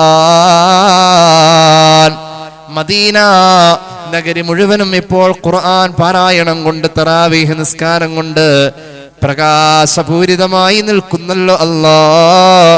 ഇങ്ങനെ ഒന്ന് വീണ്ടും സ്ഥാപിക്കാൻ നബി തങ്ങളുടെ വഫാത്തിന് ശേഷം സ്വഹാബികൾക്കിടയിൽ ഇത്ര വലിയ ശ്രമകരമായ ബോധവൽക്കരണവും പിന്നെ തറാവീഹിന്റെ പുനഃസംവിധാനവും ഉമർ നടത്തിയത് ഇതുപോലെ മദീന വെളിച്ചമാകാൻ വേണ്ടിയാണ് എങ്കിൽ ആ ഉമറിന്റെ ഖബർ നീ വെളിച്ചമാക്കണേ എന്ന് സയ്യിദുനാ അലി റളിയല്ലാഹു അൻഹു ദുആരുന്നു. മഹാനായ അഹ്മദ് സമർഖന്ദി രേഖപ്പെടുത്തുന്നു. അപ്പൊ തറാവീഹ് നിസ്കാരം നമുക്ക് വേണം. അത് 20 അതിന്റെ റക്അത്ത്, ശേഷം 3 റക്അത്ത് വിത്ർ നിസ്കരിക്കുമ്പോൾ തഹജ്ജുദ് നിസ്കരിക്കുന്ന ആളുകളൊക്കെ തന്നെയാണ് എൻ്റെ മുന്നിലുള്ളത്. വിത്ർ നിസ്കരിക്കുമ്പോൾ 2 ഓപ്ഷനാണ് നമുക്കുള്ളത്. ഉറങ്ങിപ്പോകുമെന്ന് തോന്നുകയാണെങ്കിൽ സുബഹി ബാങ്ക് വിളിക്കുമ്പോഴേ എഴുന്നേൽക്കൂ, തഹജ്ജുദ് കയ്യിൽ നിന്ന് പോകും, അല്ലെങ്കിൽ തഹജ്ജുദ് നിസ്കരിച്ചാൽ പിന്നെ വിത്ർ നിസ്കരിക്കാൻ നേരം കിട്ടൂലെന്നൊരു തോന്നലുണ്ടെങ്കിൽ ആ വിത്ർ നേരത്തെ നിസ്കരിച്ചേക്കണം. അത് റസൂലുള്ളാഹി ചെയ്തിട്ടുള്ളതാണ്. അബൂബക്കർ സിദ്ദീഖ് റളിയല്ലാഹു അൻഹു അങ്ങനെ ചെയ്തിരുന്ന ആളാണ്. മനസ്സിലായില്ല? കയ്യിൽ നിന്ന് പോകും വിത്ർ. അതായത് വിത്ർ ഉറങ്ങി എണീറ്റിട്ട് തഹജ്ജുദിന്റെ കൂടെ നിസ്കരിക്കാന്ന് വിചാരിച്ചിട്ടാണ് ഒരാള് ഉറപ്പിച്ച പോണത്. ഉറപ്പായിട്ട് എണീക്കലുണ്ട്, അങ്ങനെ മുടങ്ങലില്ല എങ്കിൽ അങ്ങനെ ആയിക്കോട്ടെ. ഇല്ലെങ്കിൽ ഞങ്ങൾ മുടങ്ങിപ്പോ ഇത്തിരി ഉറങ്ങിപ്പോവാൻ സാധ്യത ഉണ്ട്, അല്ലെങ്കിൽ സുബഹിയുടെ തൊട്ടടുത്ത സമയത്ത് ഞാൻ ഇനിയിപ്പോ തഹജ്ജുദ് കഴിഞ്ഞിട്ട് പിന്നെ എനിക്ക് നേരം കിട്ടിയെന്ന് വരില്ല, അങ്ങനെ വിത്ർ കിട്ടൂലെന്ന് തോന്നുകയാണെങ്കിൽ അത് വിത്ർ ഉറങ്ങണതിന് മുമ്പ് നിസ്കരിച്ച് വെച്ചേക്കണം. അത് ഹദീസിലുള്ളതാണ്. റസൂലുള്ളാഹി ചെയ്തിട്ടുണ്ട്, ഒരു സന്ദർഭത്തിൽ അങ്ങനെ ചെയ്തിട്ടുണ്ട്. അതിനെ ഫോളോ ചെയ്തിരുന്നു സയ്യിദുനാ അബൂബക്കർ സിദ്ദീഖ് റളിയല്ലാഹു അൻഹു. എന്നാൽ ഇജ്അലു ആഖിറ സലാത്തിക്കും ബില്ലൈലി വിത്ര എന്ന് പുണ്യ നബി സല്ലല്ലാഹു അലൈഹി വസല്ലം ഒരു രാത്രിയിൽ ഏറ്റവും അവസാനത്തെ നിസ്കാരം വിത്രാവട്ടെ എന്ന് പ്രത്യേകം പറഞ്ഞിട്ടുണ്ട്. അങ്ങനെ പറഞ്ഞപ്പോൾ ഉമർ ഇബ്നുൽ ഖത്താബ് റളിയല്ലാഹു അൻഹു എന്ത് ചെയ്തു? മുപ്പരിത്തിരി കർക്കശ കണിശിത സ്വഭാവക്കാരനാ. ഉറങ്ങിയിട്ട് അങ്ങോട്ട് എണീറ്റപ്പോ എന്താ കുഴപ്പം? മുപ്പര് എന്താ അങ്ങനെ എണീക്കണമെന്നേ, എന്നപ്പോ കുഴപ്പം? മൂപ്പര് അങ്ങനെ ചിന്തിച്ച ആളായതുകൊണ്ട് മൂപ്പര് ഉറങ്ങി എണീറ്റിട്ടാണ് വിത്ർ നിസ്കരിച്ചിരുന്നത്. അതിനെ ഫോളോ ചെയ്ത ആളാണ് ഉമർ ഇബ്നുൽ ഖത്താബ്. ആ ഹദീസ് ഫോളോ ചെയ്തു. അതിനെ ഫോളോ ചെയ്തിരുന്ന ആളായിരുന്നു മഹാനായ സയ്യിദുനാ അലി. സ്വഭാവത്തിൽ രണ്ടാളും ഏകദേശം വലിയ മാറ്റമൊന്നുമില്ല. അബൂബക്കർ സിദ്ദീഖ് റളിയല്ലാഹു അൻഹു ഫോളോ ചെയ്തത് ഉറങ്ങുന്നതിന് മുമ്പ് നിസ്കരിക്കുക എന്നതാണ് മിക്കവാറും ഫോളോ ചെയ്തത്. ആ വഴിയിലായിരുന്നു ഉസ്മാൻ ബിൻ അഫ്ഫാൻ റളിയല്ലാഹു അൻഹു. അപ്പൊ നമുക്കത് രണ്ടും കിട്ടും. എങ്ങനെയാണെന്നറിയോ? നമ്മള് തഹജ്ജുദിനെ എണീറ്റിട്ട് നിസ്കരിക്കുമ്പോൾ 1 റക്അത്ത് വിത്ർ നിസ്കരിച്ചാൽ മതി. ഉറങ്ങുന്നതിന് മുമ്പ് 2 or 4 ഒക്കെ നിസ്കരിച്ച് വെച്ചേക്കാം. എന്തോരം വഴുത് പറഞ്ഞാലും ചില സോപ്പൊടി ഉപയോഗിച്ചാൽ മതി, അത് എന്തോരം കഴിയാല പത പോവില്ല. എന്തോരം വഴുത് പറഞ്ഞാലും ഈ സംശയം ആർക്കും മാറൂല. അത് പിന്നെ ഇങ്ങനെ അതിങ്ങനെ അല്ല ആയത്തുള്ളഹു മോദി ഇങ്ങനെ കറങ്ങി തിരിഞ്ഞ വന്ന മാതിരി, യാസീൻ തീരാത്ത മാതിരി ഇങ്ങനെ ഈ സംശയം എന്തിനാ തീരൂല. ഇത് കഴിഞ്ഞ് 5 മിനിറ്റ് പിന്നെ ചോദിക്കൂട്ടോ. കാരണം എന്താ? ആദാപത്തിനെ മറന്നു. ഇടയ്ക്ക് എനിക്ക് തോന്നുന്നത് തന്നെ കളിയാക്കണയാണോ എന്ന് തോന്നിയിട്ടുണ്ട്. കാരണം അത്രയും പറഞ്ഞിട്ടുണ്ട്. അപ്പൊ നമ്മൾ ഒരു വിത്തറിന്റെ ഒറ്റ ആയിട്ടുള്ള ലാസ്റ്റ് 1 റക്അത്ത് തഹജ്ജുദ് കഴിഞ്ഞിട്ട് നിസ്കരിച്ചാൽ മതി. തഹജ്ജുദ് കഴിഞ്ഞിട്ട് നിസ്കരിച്ചാൽ മതി. ഇനി എങ്ങനെ ഏതെങ്കിലും ഒരു നിസ്കാരങ്ങൾ രാത്രിയിൽ നമുക്ക് മിസ്സായിട്ടുണ്ട്, പിറ്റേന്ന് ളുഹയിലേക്ക് കൂട്ടിയിട്ട് ളുഹയുടെ റക്അത്തുകളിൽ നമ്മളിപ്പോ ഒരു 12 പൂർത്തീകരിക്കലില്ല, ഒരു 4 ഒക്കെ നിസ്കരിക്കണുള്ളെങ്കിൽ ആ ളുഹയുടെ ആ റക്അത്തിൽ അതൊരു പരിഹാരമായിട്ട് ഒന്ന് കൂടുതൽ. ഇപ്പൊ 2 റക്അത്ത് തഹജ്ജുദ് നമ്മൾ നിസ്കരിക്കലുള്ളതാൽ 2 or 10 ആയിക്കോട്ടെ, തഹജ്ജുദ് അങ്ങ് മുടങ്ങി, നമ്മൾ എന്ത് ചെയ്യാ? അത് ഇനിയിപ്പോ തഹജ്ജുദ് മുടക്കിയിട്ട് ഞാൻ അപ്പുറം നിസ്കരിക്കാന്നുള്ള ഓപ്ഷൻ എടുക്കണ്ട. എങ്ങാനും മുടങ്ങിപ്പോ ഒരു വിഷമമുണ്ട്, നിസ്കരിക്കാൻ പറ്റിയില്ലല്ലോ. അപ്പോഴുണ്ട് ളുഹ. എന്ത് ചെയ്യാ? ളുഹ സാധാരണ നിസ്കരിക്കുന്ന നമ്മളൊരു 4 or 6 or 8 ഒക്കെ ആണെങ്കിൽ, 12 നിസ്കരിക്കുന്നവരാണെങ്കിൽ പറ്റൂല. 12-ൽ 10 ളുഹ നിസ്കരിച്ച് 2 ആ തഹജ്ജുദിന്റെ മുത്തലക്കൻ 2 റക്അത്ത് സുന്നത്തായിട്ട് അങ്ങോട്ട് 2 റക്അത്ത്. ഇന്നലെ എനിക്കത് പറ്റിയില്ല. തഹജ്ജുദ് ഖളാ വീട്ടിലല്ല, അതിന് വേണ്ടിയിട്ട് ഒരു സന്തോഷത്തിന്. എന്റെ അഭിപ്രായത്തില് നമ്മൾ അങ്ങനെ ചെയ്യുന്നതിനേക്കാളും കുറച്ചും കൂടി ഒരു ശരീരത്തിനെ ഒന്ന് പരിശീലിപ്പിക്കല്. ഇന്നലെ ഏതായാലും എന്റെ തഹജ്ജുദ് പോയി, ഇന്ന് അങ്ങനെ പറ്റൂല. ഒരു 2 മിനിറ്റ് കൂടി നേരത്തെ അങ്ങോട്ട് എണീറ്റിട്ട് 2 റക്അത്ത് കൂടുതൽ പിറ്റേ ദിവസം ഒരു പണിഷ്മെന്റ് ആയിട്ട് ശരീരത്തിനെ അങ്ങോട്ട് അടിച്ചേൽപ്പിച്ച നമ്മുടെ ശരീരം പിന്നെ അടവെടുക്കാൻ പോകില്ല. ഇതിപ്പോ രാത്രി ഇത്തിരി ഉറങ്ങിയാലും നേരത്തെ തിരിച്ചു ക്ലാസ്സിൽ പറഞ്ഞിട്ടുണ്ടല്ലോ, അങ്ങനെയല്ല. അങ്ങനെ നമുക്കൊരു മനസ്സിന് സന്തോഷം കിട്ടാൻ അങ്ങനെ ചെയ്യാവുന്നതാണെന്ന് ചില സൂഫിയാക്കളൊക്കെ പറഞ്ഞിട്ടുണ്ട്. ഏതായാലും നിസ്കാരം റമളാനിൽ നമുക്ക് ഒഴിച്ചു നിർത്താൻ പറ്റൂല. ഞാനൊരു നിസ്കാരം നിങ്ങൾക്ക് പറഞ്ഞു തരാം. ആ നിസ്കാരം നമ്മൾ മുമ്പ് പറഞ്ഞിട്ടുണ്ട് എന്നാണ് എൻ്റെ ഓർമ്മ. അവ്വാബീൻ നിസ്കാരം കേട്ടിട്ടില്ലേ? അവ്വാബീൻ നിസ്കാരം. അവ്വാബീൻ നിസ്കാരം നല്ല ഇജാബത്തുള്ള നിസ്കാരം, വലിയ ഫലമുള്ള നിസ്കാരമാണത്. അവ്വാബീൻ നിസ്കാരം. അവ്വാബ് എന്ന ഒരു പേരിൽ നിന്നാണ് അവ്വാബീങ്ങളുടെ നിസ്കാരം എന്ന് ഈ പേര് വന്നത്. സലാത്തുൽ അവ്വാബീൻ, അവ്വാബീങ്ങളുടെ നിസ്കാരം. അള്ളാഹുവിലേക്ക് ഖേദിച്ച് തൗബ ചെയ്ത് മടങ്ങിയ ഒരുപാട് മഹാന്മാരുണ്ട്. അവർക്ക് എപ്പോഴും തൗബയാ. തെറ്റ് ചെയ്യണമെന്നില്ല തൗബ ചെയ്യാൻ. തൗബ വേറൊരു അമലാണ്. തൗബ വേറെ ഒരു അമലാണ്. തെറ്റ് ചെയ്താലും തൗബ ചെയ്യണം നിർബന്ധമായും. തെറ്റ് ചെയ്തില്ലെങ്കിലും തൗബ ചെയ്തുകൊണ്ടിരുന്നവരാ മഹാന്മാരായ അമ്പിയാക്കൾ. തെറ്റ് ചെയ്യില്ലവർ, എന്നാൽ തൗബ അത് വേറൊരു അമല. തെറ്റ് ചെയ്തവന് നിർബന്ധമായ അമലാണ് തൗബ. തെറ്റ് ചെയ്തില്ലെങ്കിലും നമുക്ക് ചെയ്യാവുന്ന അമലാണ് തൗബ. തൗബ ചെയ്ത് അള്ളാഹുവിലേക്ക് മടങ്ങിയവരുടെ നിസ്കാരം എന്നാണ് അവ്വാബീൻ നിസ്കാരം എന്നതുകൊണ്ട് അർത്ഥമാക്കപ്പെടുന്നത്. ഒരുപാട് പ്രവാചകന്മാരുടെ പദവിയാണ് അവ്വാബ് എന്ന പദവി. അവ്വാബ് എന്ന പദവി. വദ്കുർ അബ്ദനാ ദാവൂദ ദല്ലൈദി ഇന്നഹു അവ്വാബ്. ദാവൂദ് നബിയുടെ പദവിയാണ് അവ്വാബ് എന്ന പദവി. അപ്പൊ ആ പദവി ഉള്ളവര് നിസ്കരിക്കുന്ന നിസ്കാരം എന്നതിന് അർത്ഥമുണ്ട്. അതായത് അവിടെ വരെ എത്താം. ഈ അമലിന്റെ കൂലി അള്ളാഹു നമുക്ക് തന്നു കഴിഞ്ഞാൽ അവിടെ വരെ എത്താം. ദാവൂദ് നബിയുടെ പദവിയാണ് അവ്വാബ് എന്ന പദവി. സൂറത്ത് സ്വാദിന്റെ 17-ാമത്തെ ആയത്തിൽ അത് പറയുന്നുണ്ട്. ഇനി കേട്ടോളൂ. വഖുദ് ബിയദിക ലിഖ്സം ഫദ്രിബ് ബിഹി വലാ തഹ്നസ് ഇന്നാ വജദനാഹു സാബിറൻ നിഅമൽ അബ്ദു ഇന്നഹു അവ്വാബ്. അയ്യൂബ് നബിയുടെ പദവിയാണ് അവ്വാബ്. ഇബ്രാഹിം നബിയുടെ പദവിയാണ് അവ്വാബ്. ഇബ്രാഹിം നബിയുടെ പദവി, അയ്യൂബ് നബിയുടെ പദവി, ദാവൂദ് നബിയുടെ പദവി. ആ പദവിയുടെ പേരെന്താണ്? അവ്വാബ്. അവ്വാബ് എന്ന പദവി, ആ പദവി കിട്ടാൻ ഈ നിസ്കാരം പതിവാക്കിയാൽ മതി. ദാവൂദ് നബിയുടെ പദവി, മഹാനായ അയ്യൂബ് നബിയുടെ പദവി, ഇബ്രാഹിം നബിയുടെ പദവി, അങ്ങനെയുള്ള മഹാന്മാർക്ക് അല്ലാഹു കൊടുത്തൊരു പദവിയുണ്ട് അവ്വാബ് എന്ന പദവി. ആ പദവി കിട്ടാൻ അവ്വാബി നിസ്കാരം മതി. ഈ നിസ്കാരത്തിന് മറ്റൊരു പേരുണ്ട്, ഒന്ന് ശ്രദ്ധിക്കണേ. ഈ നിസ്കാരത്തിന്റെ മറ്റൊരു പേരാണ് സ്വലാത്തുൽ ഗഫ്ല. അശ്രദ്ധയുടെ നേരത്ത്, ആരും ശ്രദ്ധിക്കാത്ത നേരത്ത് നിസ്കരിക്കുന്ന ഒരു നിസ്കാരം എന്നാണ് അവ്വാബി നിസ്കാരത്തെ പറ്റി പറയുന്ന മറ്റൊരു പേര്. ളുഹാ നിസ്കാരത്തിനും സ്വലാത്തുൽ ഗഫ്ല എന്ന് പറയാറുണ്ട്. കാരണം ളുഹാ നിസ്കാരം എന്ന് പറഞ്ഞാൽ ആരും അങ്ങനെ പ്രത്യേകം ശ്രദ്ധിക്കുന്ന ഒരു സമയമല്ല. പ്രത്യേകിച്ച് ഒരു നിസ്കാരത്തിന്റെ നിർബന്ധിത ഉള്ള സമയമല്ല ളുഹ. കാരണം സുബഹി ഖളാ ആയാൽ ളുഹർ വരെ അതിന്റെ ഇടയിൽ ഒരു നിസ്കാരം നിസ്കരിക്കാനുള്ള ഒരു ടൈമില്ല. സുബഹി ഖളാ ആയി എന്നുള്ള സൂര്യോദയത്തോടു കൂടെ തീർന്നു. ളുഹർ അങ്ങനെയല്ല, അസ്ർ വരെ ടൈം ഉണ്ട്. അപ്പൊ ഒരാൾ അതിന്റെ ഇടയിൽ നിസ്കരിച്ച ഒരു പക്ഷെ എന്താവാം, ഒരു 3 മണിക്ക് ഒരാൾ നിസ്കരിക്കുന്ന വേണ്ട, അസ്ർ വാങ്ങി വിളിച്ചിട്ടില്ല. അപ്പൊ എന്താവാൻ സാധ്യതയുണ്ട്? മൂപ്പനെന്താ നിസ്കരിക്കണേ? ളുഹറാവാൻ സാധ്യതയുണ്ട്. നേരെ മറിച്ച് അത് ഒരാളുകൾ ശ്രദ്ധിക്കുന്ന ഒരു ടൈം. അതൊക്കെ മഗ്രിബിന്റെ സമയത്തിലേക്ക് അസ്ർ വാങ്ങി വിളിച്ചത് മുതൽ ഇങ്ങനെ കിടക്കാണ്. ഒരാൾക്ക് അസ്ർ നിസ്കരിക്കാൻ ഒരു പക്ഷെ നേരം വൈകിയപ്പോ അങ്ങനെ നിസ്കരിച്ച. പക്ഷെ സുബഹി ഖളായത് സൂര്യോദയത്തോടു കൂടിയാണ്. സൂര്യോദയം കഴിഞ്ഞിട്ട് ളുഹർ വരെയുള്ള ടൈമില് ഒരു നിസ്കാരത്തിന്റെ നിർബന്ധിത അവിടെ കാണുന്നില്ല. അപ്പൊ അതൊരു ഗഫ്ലത്തിന്റെ നേരാണ്. ആ നേരത്തെ നിസ്കരിക്കുന്ന ഒരു നിസ്കാരമാണ് ളുഹ. ളുഹ നിസ്കാരത്തിന്റെ പേരാണ് ഗഫ്ലത്തിന്റെ നിസ്കാരം, ഗഫ്ലത്തിന്റെ നേരത്തുള്ള നിസ്കാരം. അതേ പേര് തന്നെയാണ് അവ്വാബി നിസ്കാരത്തിനും ചരിത്രത്തിൽ കാണുന്നത്. സ്വലാത്തുൽ ഗഫ്ല എന്ന പേരുണ്ട്. ളുഹയ്ക്കും അവ്വാബിനും ഒരേ പേര് പറയുന്നുണ്ട് എന്ന് ഇടക്ക് പറഞ്ഞതാണ്. നമ്മുടെ വിഷയമായിട്ട് ബന്ധമല്ല. എവിടേക്ക് അവ്വാബി നിസ്കാരം നിസ്കരിക്കാൻ വേണ്ടിയിട്ട് നമ്മൾ പഠിക്കാൻ പോവാണ്. അത് നിർവഹിക്കേണ്ട സമയം അവ്വാബി നിസ്കാരം എപ്പോഴാണെന്നറിയോ? അവ്വാബി നിസ്കാരം സാധാരണ നിസ്കാരം വേറെ ഒന്നും അതിൻ്റെ അകത്ത് കൂടില്ല. അവ്വാബി നിസ്കാരം നിസ്കരിക്കേണ്ട സമയം മഗ്രിബ് കഴിഞ്ഞ് ഇശാഇന്റെ ഇടയിലാണ്. മഗ്രിബ് കഴിഞ്ഞ് ഇശാഇന്റെ ഇടയിലാണ്. ശക്തമായ സുന്നത്ത് എന്ന ഹുക്കുമാണ് അതിനുള്ളത്. സാധാരണ സുന്നത്തല്ല, ശക്തമായ സുന്നത്ത്. ആ സമയത്തെ കുറിച്ച് ഫിഖ്ഹിന്റെ കാഴ്ചപ്പാട് പറയാം. ഏത് സമയം?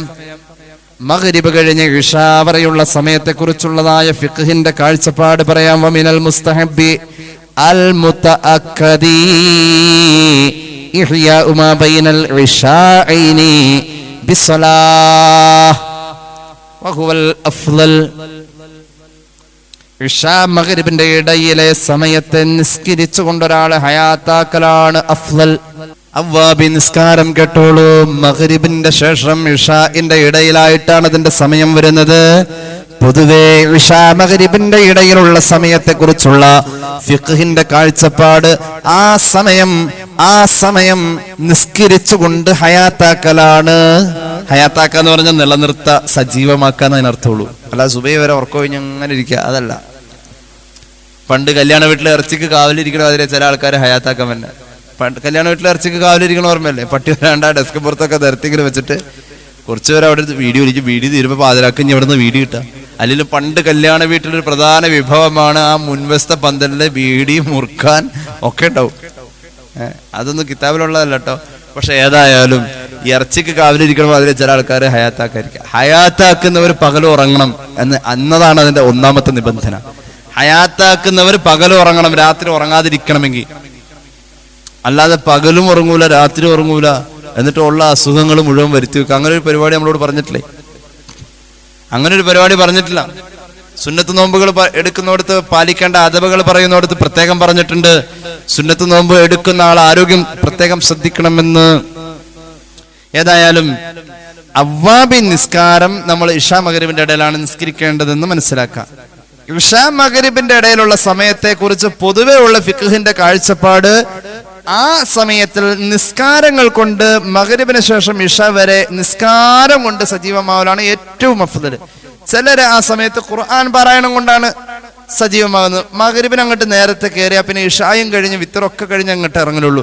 ആ സമയത്ത് അവർ അധികവും ചെയ്യല് ഖുർആൻ പാരായണാണ്. അപ്പൊ നിസ്കാരം കൊണ്ട് ഹയാത്താക്കലാണ് ഏറ്റവും കൂടുതൽ ശ്രേഷ്ഠതയുള്ളത്. അപ്പൊ കുറച്ചൊക്കെ നിസ്കാരം കൊണ്ട് ഹയാത്താക്കാം, കുറച്ചൊക്കെ എല്ലാം കളയണ്ട. ഇപ്പൊ വാക്കേ മുൽക്കൊക്കെ ഒന്നും അതിന്റെ ഇടയിലായിരിക്കും, ഒന്നും കളയണ്ട, അങ്ങനെ തന്നെ പോട്ടെ. ഇപ്പൊ പോണോലെ പോയിക്കോട്ടെ. ആ സമയത്തിന്റെ ഒരു പ്രത്യേകതയെ കുറിച്ച് പറഞ്ഞാണ് ഏറ്റവും അഫ്ദൽ നിസ്കാരം കൊണ്ടാണ്. ഇനി അല്ലെങ്കിൽ തിലാവത്തുൽ ഖുർആനാണ്, അല്ലെങ്കിൽ ദിക്റാണ്, തസ്ബീഹാണ്, തഹ്ലീലാണ്, ഇതാലിക്ക് ഏത് വേണമെങ്കിലും ആവാം. ഏറ്റവും അഫ്ദൽ ഏത് തന്നെയാണ്, ഏറ്റവും അഫ്ദൽ നിസ്കാരാണ്. ഇനി കേട്ടോളൂ, അവ്വാബി നിസ്കാരത്തിന്റെ സമയമാണ് ഇഷയുടെയും മഗ്രിബിന്റെ ഇടയിലുള്ള സമയം. ജമാഅത്ത് സുന്നത്തില്ല ഈ നിസ്കാരത്തില്. അവ്വാബി നിസ്കാരത്തില് ജമാഅത്ത് സുന്നത്തില്ല. വമിനൽ ഖസ്മിൽ അവ്വൽ അല്ലദീ ലാ തുസന്ന ഫീഹിൽ ജമാഅത്ത് സ്വലാത്തുൽ അവ്വാബിൻ. അതൊരു തൗബയുടെ നിസ്കാരമാണ് സ്വലാത്തുൽ അവ്വാബിൻ. അവ്വാബിൻ നിസ്കാരം അത് ജമാഅത്ത് സുന്നത്തില്ലാത്തതാണ്. അതിന്റെ റക്അത്തുകളുടെ എണ്ണം കേട്ടോളൂ. അവ്വാബിൻ നിസ്കാരത്തിന്റെ റക്അത്ത് കഴിയുന്നവർ 20 റക്അത്ത് നിസ്കരിക്കണം. പറ്റൂല 20 20 റക്അത്തൻ ബൈനൽ മഗ്രിബ് വൽ ഇശാ. കഴിയുമെങ്കിൽ എത്രയാ? 20 കഴിയുന്നില്ല എങ്കിൽ എത്രയുമാവാം. അതിന്റെ താഴേക്ക് 2 റക്അത്ത് വെച്ചിട്ട് എത്രയുമാവാം. 2 റക്അത്ത് വെച്ചെന്നാൽ പ്രബലമായത് വറുവിയത്ത് സിത്തൻ 6 റക്അത്ത്. പ്രബലമായത് നമ്മൾ ദുഹയില് പറയൂല 8. 12 ആണെങ്കിൽ എന്ത് പറയും? ഏറ്റവും ഒരു പ്രത്യേകമായ ഒരാളെ പതിവായി കൊണ്ടുനടക്കാൻ ആഗ്രഹിക്കുന്നുവെങ്കിൽ 8 എന്ന് പറയുന്ന ചില സ്വഹാബികളുണ്ട്. 8 10 പതിവാക്കിയാൽ സ്വർഗത്തിൽ ഒരു കൊട്ടാരം. അല്ലാഹു തൗഫീഖ് നൽകട്ടെ. ഈ 8 എന്നത് ദുഹയെ കുറിച്ച് പറയാറുണ്ട്. അവ്വാബി നിസ്കാരത്തിന്റെ ഏറ്റവും കൂടിയ റക്അത്ത് ഇശാ മഗ്രിബിന്റെ ഇടയില് 20 ആണ്. ഇനി അതിന് താഴേക്കാവാം. പതിവായി കൊണ്ടു നടക്കുന്നുവെങ്കിൽ ഏറ്റവും ശ്രേഷ്ഠം എത്ര റക്അത്താ? 6 റക്അത്താണ്. 6 ഒരാൾക്ക് പറ്റുന്നില്ലെങ്കിൽ പിന്നെ ഓപ്ഷൻ ഉണ്ട്. എത്രയാ? 4 റക്അത്ത്. അറ്റ്ലീസ്റ്റ് എത്രയെങ്കിലും നിസ്കരിച്ചിരിക്കണം. 2 റക്അത്ത് ഹുമല്ലഖല്. അവ്വാബി നിസ്കാരം 2 റക്അത്താണ് ഏറ്റവും കുറഞ്ഞത്. എത്ര റക്അത്ത്? സമാധാനായി, കുഴപ്പമില്ല. 2 റക്അത്ത്. 6നും 20നും പ്രത്യേകം ഹദീസ് വന്നിട്ടുണ്ട്. 6 റക്അത്ത് നിസ്കരിക്കുന്നതിനും 20 നിസ്കരിക്കുന്നതിനും പ്രത്യേകം ഹദീസ് ഉള്ളത് കൊണ്ടാണ് എന്ത് അത് എടുത്തു പറയാൻ കാരണം. കേട്ടോളൂ. ഖാല നബി സല്ലല്ലാഹു അലൈഹി വസല്ലം മൻ സല്ലാ ബഅദൽ മഗ്രിബി 6 റക്അത്തിൻ ലാ യഫ്സിലു ബൈനഹുന്ന ബികലാമിൻ അദൽ നബി ലഹു ഇബാദത്തു 12 സന. 20 ഒരാള് മഗ്രിബിന്റെ ശേഷം ഒരാൾ അവ്വാബി നിസ്കരിക്കുമ്പോൾ നിബന്ധന ഉണ്ട് കേട്ടോ. അവ്വാബിൻ മഗ്രിബ് കഴിഞ്ഞാൽ അപ്പൊ തന്നെ നിസ്കരിക്കാനും പറ്റില്ല, ചെറിയ നിബന്ധന ഉണ്ട് പറയാതെ. മഗ്രിബിന്റെ ശേഷം ഇശാഇന്റെ മുമ്പായി അവ്വാബി നിസ്കരിക്കുന്ന ഒരാൾ പതിവായി 6 റക്അത്താണ് നിസ്കരിക്കുന്നതെങ്കിൽ ആ മനുഷ്യന് അല്ലാഹു തആല ഈ 6 റക്അത്ത് പതിവുള്ള നിസ്കാരം കൊണ്ട്, പതിവുള്ള 6 റക്അത്ത് കൊണ്ട് അല്ലാഹു അയാൾക്ക് കൊടുക്കുന്ന പ്രതിഫലം കേട്ടോളൂ. 12 വർഷം ഇബാദത്ത് ചെയ്ത കൂലിയ ഒരു ദിവസം രേഖപ്പെടുത്താ. ഖാല റസൂലുള്ളാഹി. 6 റക്അത്ത് പതിവുള്ള ആൾക്ക് ഒരു ദിവസത്തെ നിസ്കാരം കൊണ്ട് കൂലി രേഖപ്പെടുത്തുന്നത് 12 വർഷത്തെ ഇബാദത്തിന്റെ കൂലി രേഖപ്പെടുത്തും. മഹാനായ ഇമാം സയ്യിദുൽ ബക്രി അവിടുത്തെ ഇആനത്തു ത്വാലിബീനിൽ ഇത് പറയുന്നുണ്ട്. മറ്റൊരു ഹദീസിൽ കാണാം, മൻ സല്ലാ ബൈനൽ മഗ്രിബി വൽ ഇശാഇ 20 റക്അത്തൻ. 20 നിസ്കരിക്കുന്ന ആൾക്ക് അല്ലാഹു കൊടുക്കുന്നത് ബനല്ലാഹു ലഹു ബൈതൻ ഫിൽ ജന്ന, സ്വർഗ്ഗത്തിൽ ഒരു കൊട്ടാരമാണ്. ഖാല റസൂലുള്ളാഹി. 20 നിസ്കരിക്കുന്നവർക്ക് സ്വർഗത്തിൽ കൊട്ടാരം. 6 പതിവാക്കുന്നവർക്ക് 12 വർഷം ഇബാദത്ത് ചെയ്ത കൂലി ഓരോ ദിവസവും അല്ലാഹു രേഖപ്പെടുത്തും. ഏത് നിസ്കാരത്തെ പറ്റിയാ പറഞ്ഞത്? അവ്വാബി നിസ്കാരത്തെ പറ്റിയാ പറഞ്ഞത്. അവ്വാബി നിസ്കാരം മഗ്രിബിന്റെയും ഇശാഇന്റെയും ഇടയിലാണെന്ന് പറഞ്ഞല്ലോ. അവ്വാബി നിസ്കരിക്കുമ്പോൾ എങ്ങനെയാണ് നിസ്കരിക്കേണ്ടതെന്നറിയുമോ? മഹാന്മാർ പഠിപ്പിക്കുന്നുണ്ട്. അവ്വാബി നിസ്കരിക്കുമ്പോൾ ഒരാൾ കേട്ടോളൂ. ഫായിദത്തുൻ ഖാലൽ ഫുസൈനിയു ഖാല നബി സല്ലല്ലാഹു അലൈഹി വസല്ലം നഹബനി യഹ്ഫദല്ലാഹു അലൈഹി ഈമാനുഹു ഫലിയുസല്ലി റക്അത്തൈനി ബഅദ സുന്നത്തിൽ മഗ്രിബി. മഗ്രിബിന്റെ 2 റക്അത്ത് സുന്നത്ത് നിസ്കരിച്ച ശേഷം വേണം. മഗ്രിബ് നിസ്കരിക്കുക, അതിന്റെ 2 റക്അത്ത് സുന്നത്ത് ശേഷം നിസ്കരിക്കുക. മഗ്രിബിന് ശേഷം സുന്നത്തുണ്ടല്ലോ, അത് നിസ്കരിച്ച ശേഷം പിന്നെ ഒന്നും ആരോട് മിണ്ടാൻ പാടില്ല, സംസാരിക്കാനേ പാടില്ല. അവ്വാബീൻ ബാത്തിലാവും, അവ്വാബീന്റെ ചാൻസ് പോകും. പിന്നെ മിണ്ടാൻ പാടില്ല, ഫോൺ എടുക്കാൻ പാടില്ല. മഗ്രിബ് നിസ്കരിക്ക, മഗ്രിബിന്റെ ശേഷം സുന്നത്ത് നിസ്കരിക്ക, അത് കഴിഞ്ഞ് പിന്നെ മിണ്ടാൻ പാടില്ല. അപ്പൊ നമ്മൾ ആ നേരത്ത് മാത്രം വിളിക്കുന്ന ആൾക്കാരുടെ പുറത്തുനിന്ന് ഉമ്മാ എന്ന് വിളിക്കും. ചില പിള്ളേർക്ക് കട്ടൻ ചായ അടുപ്പത്ത് വെക്കണ ഈ കുക്കറിൽ എത്ര വിസിലടിക്കണം അതിന്റെ സംശയമൊക്കെ ചോദിക്കാൻ ആ നേരത്തായിരിക്കും ചില പെങ്കടാങ്ങൾ ഈ +2 പഠിക്കണം, ഒരു വക അറിയില്ല, അവർ ആ നേരത്തായിരിക്കും സംശയം ചോദിക്കാൻ വേണ്ടി ഉമ്മാനെ വിളിക്കണം. ഒരു വിളിയായിരിക്കും. ഈ ഉമ്മ എന്തൂട്ടം മിണ്ടാത്ത നിക്കാറ പറയാനോ കഴിഞ്ഞിട്ട് അവൻ പറഞ്ഞേക്കണം, മോനെ ദേ ഇങ്ങനെ 3/3/2024 ഞാൻ അവ്വാബി നിസ്കാരം തുടങ്ങാണ്, ഇനി മേലാൽ ഞാൻ അങ്ങനെ നിസ്കരിക്കുമ്പോൾ വിളിക്കാൻ നിൽക്കരുത്, അല്ലെങ്കിൽ ബോർഡ് എഴുതിയ വാക്ക് തൂക്കിയിട്ടേക്കാം, നിശബ്ദത പാലിക്കുക, അവ്വാബി നിസ്കാരം നടന്നുകൊണ്ടിരിക്കുന്നു. അല്ലെങ്കിൽ ഇടയ്ക്ക് നമ്മൾ വിളി കേൾക്കുവേ, വിളി കേട്ടാ പോയി. ഇതിന്റെ അദബാണ്, അതിന്റെ എല്ലാ പ്രായോഗികതയും പറഞ്ഞ ഹദീസിലുള്ളതാണ്. സയ്യിദുൽ ബഖരി ആയത്തിൽ പറയുന്നു, മഗ്രിബ് നിസ്കരിച്ച ശേഷം, മഗ്രിബിന്റെ സുന്നത്തിന്റെ ശേഷം അത് നിസ്കരിച്ചിട്ട് പിന്നെ മിണ്ടാൻ പാടില്ല. 6 റക്അത്ത് നിസ്കരിക്കാൻ പറ്റുന്നവർ 6 നിസ്കരിക്കുക. കണ്ണിയത്ത് 6 നിസ്കരിച്ചുകൊണ്ടിരുന്നത് 6 ഒരുപാട് സുഫിയാക്കൾ 6 നിസ്കരിക്കുന്നത്. 6 നിസ്കരിക്കാൻ ബുദ്ധിമുട്ടില്ലല്ലോ. അതിൽ ഓതേണ്ട സൂറത്തുകളുണ്ട്, പറയാട്ടോ. അതിൽ ഓതേണ്ട സൂറത്തുകൾ പഠിച്ചു വെച്ചോളൂ. അതിൽ ഓതേണ്ട സൂറത്ത് ഫാത്തിഹ കഴിഞ്ഞിട്ട് ഖുൽ ഹുവല്ലാഹു അഹദ് 6 പ്രാവശ്യം. എത്രയാ? ഖുൽ ഹുവല്ലാഹു അഹദ് 6 പ്രാവശ്യം. ഖുൽ അഊദു ബിറബ്ബിൽ ഫലഖ് 1 പ്രാവശ്യം. ഖുൽ അഊദു ബിറബ്ബിൻ നാസ് 1 പ്രാവശ്യം. എല്ലാ റക്അത്തിലും അങ്ങനെ തന്നെ, എല്ലാ റക്അത്തിലും. അത് 2 നിസ്കരിക്കുന്ന ആൾക്ക് ഇങ്ങനെ തന്നെയാണ്, 4 നിസ്കരിക്കുന്ന ആൾക്ക് ഇങ്ങനെയാണ്, 6 നിസ്കരിക്കുന്ന ആൾക്ക് ഇങ്ങനെയാണ്. എന്താ പറഞ്ഞത്? തലേക്കൊന്ന് കുടഞ്ഞ ഉറക്കൊക്കെ ഒന്ന് പോട്ടെ. ഫാത്തിഹ കഴിഞ്ഞിട്ട് ഖുൽ ഹുവല്ലാഹു അഹദ് എത്രണ്ണം? 6 എണ്ണം. ഫലക്ക് 1, നാസ് 1. 6 ഖുൽ ഹുവല്ലാഹു അഹദ്, 1 ഫലക്ക്, 1 നാസ്. 2 റക്അത്തെങ്കിലും പിടിച്ചോളണം, വിടരുത്. 2 റക്അത്തെങ്കിലും പിടിച്ചോളണം. ഇനി ഒരാൾക്ക് അവ്വാബി നിസ്കരിക്കാൻ പറ്റണില്ല, ഇതിന് തത്തുല്യമായ കൂലി കിട്ടും. അവ്വാബി നിസ്കരിക്കാൻ പറ്റുന്നില്ലെങ്കിൽ 6 റക്അത്ത് മഗ്രിബിന് ശേഷം ഏതെങ്കിലും ഫർള് ഖളാ വിട്ടിയാലും ഈ കൂലി കിട്ടും. ഇത്രയില്ലെങ്കിലും ഇതുപോലത്തെ ഒരു കൂലി, ഇതുപോലത്തെ. ഇപ്പൊ നമ്മളൊരു വീട്ടിലേക്ക് കയറി വരുമ്പോ, ഇപ്പൊ ഈ വീടിന്റെ അകത്ത് ജീവനുള്ള ചെടിയെ ഇപ്പൊ വെക്കുന്നത്. മുമ്പ് അതല്ലായിരുന്നു, കുറച്ച് മുമ്പ് വരെ പ്ലാസ്റ്റിക്കിന്റെ ആയിരുന്നു. എന്നാൽ ഈ ജീവനുള്ളത് ചിലപ്പോൾ പ്ലാസ്റ്റിക്കാന്ന് തോന്നിപ്പോ, ഫലത്തിൽ അവിടെ ചെടി ഉണ്ടെന്നേ ഉള്ളൂ, അല്ലേ? ചില വീടുകൾക്ക് വാർക്കക്കട്ടിലും ചെല്ലും വെക്കും, ചിലത് മരം വെക്കും, ചിലത് വേറെ വല്ലതും വെക്കും, എന്നാൽ അവിടെ ഉണ്ടെന്നേ ഉള്ളൂ.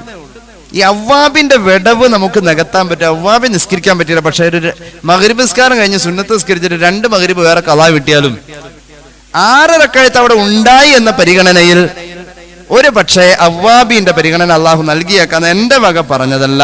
സയ്യിദുൽ ബഖരി ഇആനത്തിൽ പറയുന്നുണ്ട്, പല മഹാന്മാരും അങ്ങനെ പറഞ്ഞിട്ടുണ്ട്. 3 സുബഹി ഖളാ വിട്ടിയാലും ഒരു പക്ഷേ അവ്വാബിന്റെ കൂലി തന്നെ അള്ളാഹു തന്നേക്കാം. നീയത്ത് ഏത് തന്നെയാണ്? ഇപ്പൊ ഖളാ വിട്ടണേന്റെ നെയ്യത്ത് ഖളാ വിട്ടണ തന്നെ ആവണം കേട്ടോ.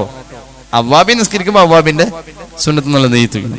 ഒരാൾക്ക് ഇനി വിഷമാണ്, എന്റെ ഫർളൊക്കെ കുറെ ഖളാ ഉണ്ടല്ലോ. ഈ ഫർള് ഖളാ ഉള്ളതുണ്ടല്ലോ, കാരണമില്ലാതെ ഖളാ ആയ ഫർള് നിസ്കാരം വേഗം ഖളാ വെട്ടിക്കൊള്ളണം. ജോലിക്കും പണിക്കും പോകാൻ പാടില്ലെന്ന.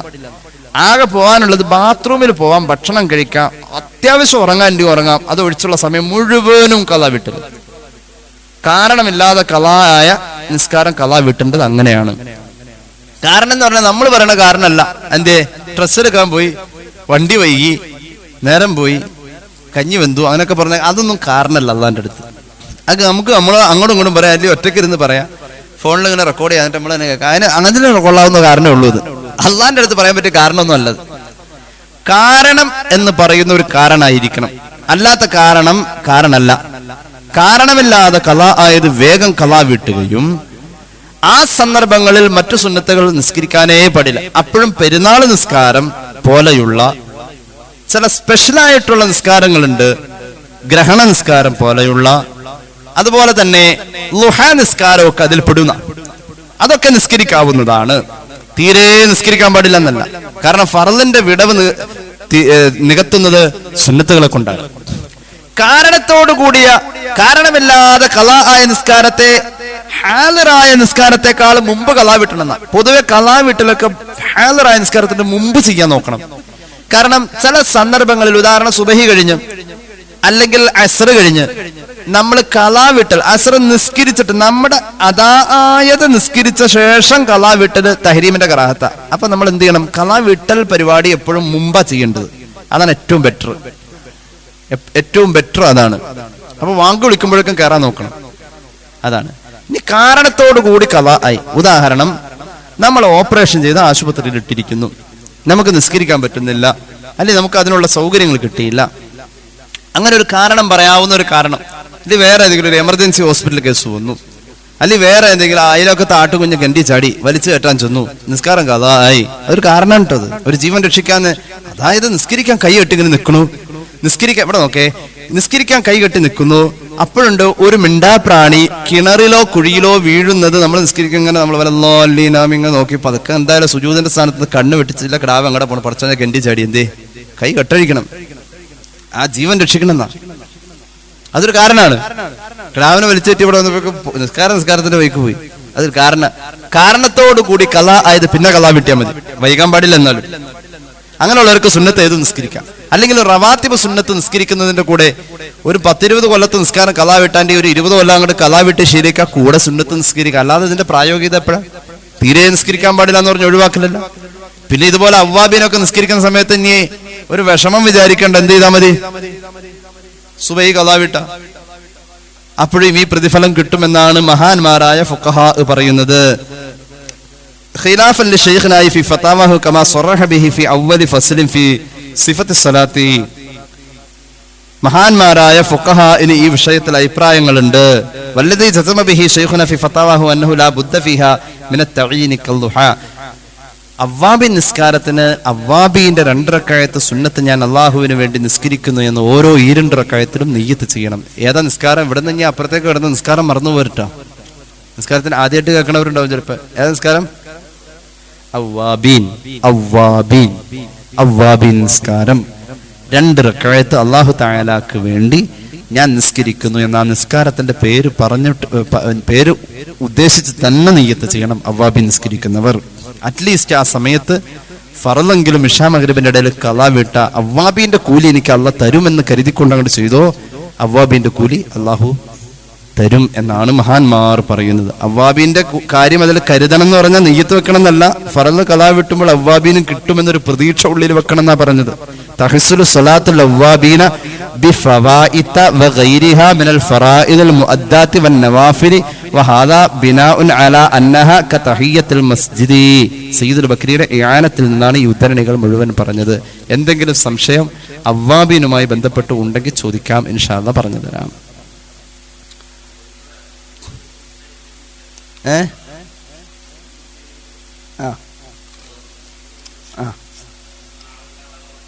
അത് വേണമെന്നില്ല, അത് നാളെ കലാക്കണമെന്നില്ല. അങ്ങനെ അങ്ങനെ വെറുതായി നിസ്കരിച്ചു പോരുന്ന ആളുകൾക്ക് അങ്ങനെ പലതും കലാ വീട്ടാമെങ്കിലും ഈ നിസ്കാരമൊക്കെ നമുക്ക് എപ്പോഴും സാധിക്കുന്ന 6 റക്അത്തല്ലേ ഉള്ളൂ. ആ 6 റക്അത്ത് നമുക്ക് ഇന്ന് കഴിഞ്ഞില്ല, നാളെ എന്ത് ചെയ്യുക? സമയം യഥേഷ്ടം ഉണ്ടെങ്കിൽ ആദ്യം തന്നെ ആ മഗ്രിബ് നിസ്കരിക്കുക, ശേഷം സുന്നത്ത് നിസ്കരിക്കുക, അവ്വാബീൻ അങ്ങ് നിസ്കരിക്കുക, ഒരു 3 സുബഹി അങ്ങോട്ട് കലാ വിട്ട. അപ്പൊ എന്തായി? ആ കലാ വിട്ടു. മഗ്രിബിന് ശേഷം സുബഹി കലാ വിട്ട, മഗ്രിബിന് ശേഷം സുബഹി കലാ വിട്ട. ഇൻഷാ അല്ലാഹ് പോരെ? ഇൻഷാ അല്ലാഹ് അല്ലാഹു തൗഫീഖ് ചെയ്യട്ടെ. തഹജ്ജുദ് ഞാൻ നേരത്തെ പറഞ്ഞ പോലെ തഹജ്ജുദ് ഖളാ ആയാൽ ളുഹയിൽ കൊണ്ടുവന്ന് നമ്മൾ 8 ഒക്കെ ഉണ്ടെങ്കിൽ അത് ളുഹയിൽ ഒരു 2 റക്അത്ത് കൂട്ടിയാൽ അങ്ങനെ ചെയ്യാവുന്നതാണ്. പിന്നെ ചിലര് പറയുന്നുണ്ട് അത് അങ്ങനെ ചെയ്താലും എന്ത് ചെയ്യാം, പിറ്റേന്നിലേക്ക് അതൊന്ന് നമ്മളെ തന്നെ ഒന്ന് പഠിപ്പിക്കണമല്ലോ. നമ്മുടെ ശരീരത്തെ പഠിപ്പിക്കാൻ കൊള്ളൂല. അങ്ങനെ ചില തളർച്ചകൾ ചില സമയത്ത് നമുക്ക് നമ്മളുടെ വൈകല്യങ്ങളായി മാറും. അങ്ങനെ ഒരു പരിഹാരമായിട്ട് നമുക്ക് എന്ത് ചെയ്യാം, കുറച്ച് കൂടുതൽ ശരീരത്തെ അതങ്ങ് ശീലിപ്പിക്കല്. എപ്പോഴും ഇതിങ്ങനെ അഴിച്ചിട്ട് കഴിഞ്ഞാൽ അത് അതിന്റെ വഴിക്ക് പോണ സാധനം ഈ ശരീരം. അതിനെ കൂടുതൽ നമ്മൾ ബലം പ്രയോഗിച്ചാൽ അള്ളാഹു ഇഷ്ടപ്പെടുന്ന വഴിയിലേക്ക് കൊണ്ടുവരാൻ കഴിയും. അള്ളാഹു തൗഫീഖ് നൽകട്ടെ. ഇതായിരുന്നട്ടെ ഇൻഷാ അല്ലാഹ്. സല്ലല്ലാഹു അലാ മുഹമ്മദ് സല്ലല്ലാഹു അലാ മുഹമ്മദ് സല്ലല്ലാഹു അലൈഹി വസല്ലമ. اللهم صل على محمد يا رب صل عليه وسلم. الحمد لله رب العالمين. اللهم صل على سيدنا محمد وعلى آل سيدنا ومولانا محمد. അല്ലാഹുവേ നീ സ്വീകരിക്കണേ തമ്പുരാനെ. റബ്ബേ ഞങ്ങളുടെ പാപങ്ങൾ പൊറുക്കണേ അല്ലാഹുവേ ഞങ്ങൾ അറിഞ്ഞ് ചെയ്ത അറിയാതെ ചെയ്ത രഹസ്യമായി സംഭവിച്ച പരസ്യമായി സംഭവിച്ച ഈ പുണ്യ റമളാന്റെ ഹുർമത്തിന് നിരക്കാത്ത എന്തെങ്കിലും തെറ്റുകുറ്റങ്ങൾ അപാകതകൾ പാവങ്ങളായി ഞങ്ങളിൽ വന്നിട്ടുണ്ടെങ്കിൽ നീ പൊറുക്കണേ കരുണ ചെയ്യണേ നീ ഞങ്ങളോട് അലിവ് കാണിക്കണേ നിന്റെ സ്നേഹത്തിൽ ഞങ്ങളെ കൂട്ടിപ്പിടിക്കണേ നിന്റെ കൃപ ഞങ്ങളോട് വേണം അല്ലാഹുവേ അതിനുള്ള ആനുകൂല്യവും സ്നേഹത്തിന്റെ അവകാശവും നിന്നോട് ഞങ്ങൾക്ക് ഇല്ല എന്നാലും നീ ദയാലു അല്ലേ എത്ര പാപം ചെയ്താലും റബ്ബേ നിന്റെ അടിമയുടെ കണ്ണ് നനഞ്ഞാൽ നിനക്കത് വിഷമമല്ലേ നിനക്ക് സങ്കടമല്ലേ ഞങ്ങൾക്ക് പൊറുക്കണേ പൊറുക്കണേ ഞങ്ങളുടെ ആയുസ്സിൽ ഞങ്ങൾ ചെയ്തതൊക്കെ ഞങ്ങൾ മറന്നു നിന്റെ അടുക്കൽ രേഖയല്ലേ നീ പൊറുക്കണേ അല്ലാഹുവേ ഞങ്ങളുടെ അറിവിൽ ബർക്കത്ത് നൽകണേ അമലിനുള്ള തൗഫീഖ് നൽകണേ അല്ലാഹുവേ റബ്ബേ ഈ സദസ്സിൽ പങ്കെടുക്കുന്ന സഹോദരങ്ങൾക്കും സഹോദരിമാർക്കും ആഫിയത്ത് കൊടുക്കണേ ദീർഘായുസ് നൽകണേ അല്ലാഹുവേ ഞങ്ങളുടെ ഇബാദത്തുകളിൽ നീ അർഹമായ പരിഗണന നൽകണേ ഞങ്ങളെ സഹായിക്കുന്നവരെ നീ സഹായിക്കണേ സ്നേഹിക്കുന്നവരെ നീ സ്നേഹിക്കണേ മരിച്ചുപോയ വാപ്പമാരുടെ ഉമ്മമാരുടെ ഭർത്താക്കന്മാരുടെ സഹോദരങ്ങളുടെ സഹോദരിമാരുടെ കൂടപ്പിറപ്പുകളുടെ പൊന്നുമക്കളുടെ ആണ്ട് ദിവസങ്ങൾ ഈ പുണ്യ റമളാനിലുണ്ട്. പ്രത്യേകം ദുആ ചെയ്യാൻ പറയുന്നവരുണ്ട്. അല്ലാഹുവേ അവരുടെ മരിച്ചുപോയവർക്കും ഞങ്ങളുടെ മരിച്ചുപോയവർക്കും നരകമോചിതരെന്ന പദവി കൊടുത്തുകൊണ്ട് സ്വർഗം നീ പ്രദാനം ചെയ്യണേ അവരുടെ ആയുസ്സിൽ കഴിഞ്ഞുപോയ റമളാനുകൾക്ക് നീ വലിയ പ്രതിഫലത്തിന്റെ പരിഗണന കൊടുത്ത ഖബറുകളെ ഈ റമളാനിൽ സന്തോഷിപ്പിക്കണേ കടബാധ്യത ഉള്ളവരുണ്ട് റബ്ബേ കടങ്ങൾ വീട്ടണേ കടങ്ങൾ വീട്ടണേ ഗൾഫിലുള്ള ഞങ്ങളുടെ മക്കളുടെ സഹോദരങ്ങളുടെ ഭർത്താക്കന്മാരുടെ ഒക്കെ തൊഴിലിൽ അഭിവൃദ്ധി നൽകണേ അല്ലാഹുവേ റബ്ബേ ബിസിനസ്സിൽ ബറക്കത്ത് നൽകണേ കച്ചവടത്തിൽ പുരോഗതി നൽകണേ അല്ലാഹുവേ വീട് പണിയാൻ ആഗ്രഹിക്കുന്നവർ വീട് പണിതുകൊണ്ടിരിക്കുന്നവർ വീട് പണിയിൽ കടബാധ്യത ഉള്ളവരുണ്ട്. അല്ലാഹുവേ സലാമത്താക്കണേ വീടെന്ന സ്വപ്നം മനസ്സിൽ കൊണ്ടു നടന്ന് വാടകക്ക് കഴിയുന്നവരുണ്ട് റബ്ബേ ഒരു തുണ്ട് മണ്ണ് പോലും സ്വന്തമായി ഇല്ലാത്തവരുണ്ട്. നീ അത് സാഫല്യത്തിലാക്കണേ അല്ലാഹുവേ റബ്ബേ പരിശുദ്ധ റമളാനിന്റെ എല്ലാ അനുഗ്രഹങ്ങളും ആനുകൂല്യങ്ങളും നൽകണേ ലൈലത്തുൽ ഖദ്ർ നസീബാക്കണേ ഹജ്ജ് ഉംറ സിയാറ ഞങ്ങളുടെ സ്വപ്നമാണ് നീ നിറവേറ്റണേ തമ്പുരാനെ. അല്ലാഹുവേ ഈ ഉള്ളവന് ഭക്ഷണം തരുന്ന കുടുംബങ്ങളിൽ ഒരാളുടെയെങ്കിലും ഒരിറക്ക് വെള്ളമോ ഒരു പറ്റ ആഹാരമോ എപ്പോഴോ എവിടെങ്കിലും വെച്ച് കഴിച്ചിട്ടുണ്ടോ? കടപ്പാടുണ്ട് സ്നേഹം കൊണ്ട് മാത്രം വീർപ്പുമുട്ടിക്കുന്ന ഒരു സമൂഹമാ ഞങ്ങളുടെ മഹല്ല് നിവാസികൾ. അല്ലാഹുവേ റബ്ബേ അഭിവൃദ്ധി ഏറ്റി കൊടുക്കണേ എവിടെ പോയാലും ഞങ്ങളുടെ നാവ് കൊണ്ട് നിന്നോട് എന്തെങ്കിലും ഖൈർ ചോദിക്കുന്നുവെങ്കിൽ ആ ഖൈറിൽ റബ്ബേ സാഹിബിന്റെ പള്ളി മഹല്ല് നിവാസികളെയും നീ ചേർക്കണേ ഓർമ്മയുള്ള കാലത്തോളം ഞങ്ങൾ മറക്കൂല എന്നാലും റബ്ബേ മനുഷ്യനല്ലേ എവിടെ മറന്നാലും ആ മറവിയെ നീ മറവിയായി കാണല്ലേ നിന്റെ ദർബാറിലേക്ക് ഞങ്ങൾ കൈനീട്ടി ചോദിക്കുന്ന സർവ്വ ഖൈറുകളിലും ഈ നാട്ടുകാരെയും നീ ചേർക്കണേ അല്ലാഹുവേ സ്നേഹം മാത്രം തന്നിട്ടുള്ള ഉമ്മമാര് സഹോദരിമാര് അല്ലാഹുവേ ഈ ക്ലാസ്സിൽ പങ്കെടുക്കുന്നവർ ദുആ വസിയത്ത് തരുന്ന് പറഞ്ഞവർ പുണ്യ റമളാൻ വന്നപ്പോൾ ഞങ്ങളുടെ ഉസ്താദുമാർക്ക് ഹദിയ കൊടുത്ത് സന്തോഷിപ്പിക്കുന്നവർ കിറ്റ് കൊടുക്കുന്നവർ അല്ലാഹുവേ എല്ലാവർക്കും നീ ബർക്കത്ത് കൊടുക്കണേ സന്തോഷമുള്ള ആയുസ് കൊടുക്കണേ അല്ലാഹുവേ റബ്ബേ റഹ്മാനായ തമ്പുരാനെ മരുന്ന് ഫലിക്കാത്ത രോഗം തരല്ലേ ചെറുപ്പക്കാരുടെ ആകസ്മിക മരണങ്ങളാണ് കൊറോണയ്ക്ക് ശേഷം അല്ലാഹുവേ കഴിഞ്ഞ മജ്‌ലിസിൽ ഞങ്ങൾ ദുആ ചെയ്തു, ഒരു 10-30 വയസ്സ് പ്രായമുള്ള ചെറുപ്പക്കാരന് ഉറക്കത്തിൽ സ്ട്രോക്ക് വന്നു, അതോടൊപ്പം അറ്റാക്ക് വന്നു. ആ സഹോദരൻ ആസ്റ്ററിൽ തീവ്ര പരിചരണ വിഭാഗത്തിലാണെന്ന് പറഞ്ഞ് ദ്വാരുന്നു. ആ ചെറുപ്പക്കാരൻ മരണപ്പെട്ടു. നീ ഷഹീദിന്റെ പദവി നൽകണേ അല്ലാഹ്. അല്ലാഹുവേ റമളാന്റെ ആനുകൂല്യം ആ ചെറുപ്പക്കാരന്റെ ഖബറിൽ കൊടുക്കണേ അല്ലാഹ്. യൗവനം നിലനിൽക്കെ ഭാര്യ വിധവയാണ്, 2.5 വയസ്സുള്ള ഒരു കുഞ്ഞുണ്ട്. അല്ലാഹുവേ അവരെ നീ പ്രാപ്തരാക്കണേ അല്ലാഹ്. ഞങ്ങളുടെ നോമ്പ് തുറയിൽ സഹകരിക്കുന്നവർക്ക് ഖൈർ നൽകണേ അല്ലാഹ്. ബദരീങ്ങളുടെ ആണ്ടിലേക്ക് ഉള്ളവൻ എഴുന്നേറ്റ് നിന്നിട്ട് 1000 രൂപ 50 പേര് പറയുന്നു പറഞ്ഞപ്പോ വേഗം വേഗം പറഞ്ഞവർ ആമീൻ പറയുന്നവരുണ്ട്. അല്ലാഹുവേ റബ്ബേ അന്ന് നെയ്യത്താക്കിയത് നീ സഫലമാക്കണേ അല്ലാഹ്. റമളാന്റെ പരിഗണന സ്വതക്കകൾക്ക് നീ നൽകണേ അല്ലാഹ്. അല്ലാഹുവേ ഞങ്ങളുടെ മക്കളുടെ എക്സാം നീ ഖൈറിലാക്കണേ അല്ലാഹ്. എത്ര പഠിച്ചാലും ഞങ്ങളുടെ മക്കൾക്ക് ആ പഠനം കൊണ്ട് ദുനിയാവിലും ആഖിറത്തിലും ഉപകാരം നൽകണേ അല്ലാഹ്. അല്ലാഹുവേ ഹറാമായ ചാറ്റിങ്ങുകളിലും പ്രണയബന്ധങ്ങളിലും ഞങ്ങളോ മക്കളോ പെടല്ലേ അല്ലാഹ്.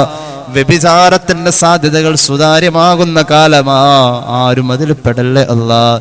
ലഹരി ഉപയോഗത്തിൽ പെടല്ലേ അല്ലാഹ്. അനുസരണയുള്ള മക്കളെ തരണേ അല്ലാഹ്. അതബുള്ള മക്കളെ തരണേ അല്ലാഹ്. മാതാപിതാക്കളുടെ ഹയാത്ത് കാലത്ത് പൊന്നാര മക്കളെ നീ തിരിച്ചു വിളിക്കല്ലേ അല്ലാഹ്. മക്കൾക്ക് ആഫിയത്തും ദീർഘായുസ്സും നൽകണേ അല്ലാഹ്. അല്ലാഹുവേ അപകട മരണങ്ങളെ തൊട്ട് കാക്കണേ അല്ലാഹ്. കീമോ ചെയ്യുന്ന ഒരു സഹോദരൻ ഹജ്ജിന്റെ അപേക്ഷയിൽ പ്രതീക്ഷിക്കുന്നു. അല്ലാഹുവേ ആ വേദനയിലും ആ സഹോദരൻ ഹജ്ജ് നഷ്ടപ്പെടാതെ നീ എല്ലാ നിലക്കുമുള്ള സൗഭാഗ്യം നൽകണേ അല്ലാഹ്. ഞങ്ങളുടെ കൂട്ടത്തിൽ ഹജ്ജ് ഫർളായവർക്ക് നിർവഹിക്കാതെ മരണം കൊടുക്കല്ലേ അല്ലാഹ്. അല്ലാഹുവേ റബ്ബേ ഇഴജന്തുവിന്റെ ശല്യത്തെ തൊട്ട് കാക്കണേ അല്ലാഹ്. തൗബ നസീബാക്ക് അല്ലാഹ്. തൗബ നസീബാക്ക് അല്ലാഹ്. നിന്റെ മഹാന്മാരായ മലക്കുകൾ ഹദീറത്തുൽ ഖുദ്സിൽ നിന്നും ഇറങ്ങി വന്ന് ഭൂമിയിലെ നിസ്കാരങ്ങളിൽ പങ്കാളികളാകുമ്പോ അവർ പങ്കെടുത്ത നിസ്കാരം ഞങ്ങൾ നിസ്കരിച്ച നിസ്കാരമാവണം അല്ലാഹ്. അല്ലാഹുവേ ജീവിതത്തിന്റെ അവസാനത്തിൽ ബറക്കത്ത് നൽകണേ അല്ലാഹ്. ഹറാമിലായിരിക്ക മരിപ്പിക്കല്ലേ അല്ലാഹ്. ഹറാമിലായിരിക്ക മരിപ്പിക്കല്ലേ അല്ലാഹ്. മറ്റുള്ളവരോട് ബാധ്യത ഉള്ളപ്പോൾ മരിപ്പിക്കല്ലേ അല്ലാഹ്. മറ്റുള്ളവനെ കൊണ്ട് പൊരുത്തപ്പെടിക്കേണ്ട കാര്യം നിലനിൽക്ക മരിപ്പിക്കല്ലേ അല്ലാഹ്. പൊരുത്തം മുഅ്മിനീങ്ങളുടെ പൊരുത്തം വേണമല്ലാഹ്. ഒരാളോടും ഹക്കും ഇടപാടും ഇല്ലാത്തപ്പോൾ മരണം തരണേ അല്ലാഹ്. അപ്പോൾ ഞങ്ങൾ മരിക്കുമ്പോൾ ഖുർആൻ കേട്ട് കലിമ ചൊല്ലി നിന്റെ ഹബീബിന്റെ പൂവദനം കണ്ട് അവിടത്തേക്ക് ചിരിച്ചു കാണിച്ച് അവിടെ നിന്ന് ഇങ്ങോട്ട് ചിരിച്ചു കാണിച്ച് നല്ല മരണങ്ങൾ കിട്ടുന്ന ഭാഗ്യം തരണേ അല്ലാഹ്.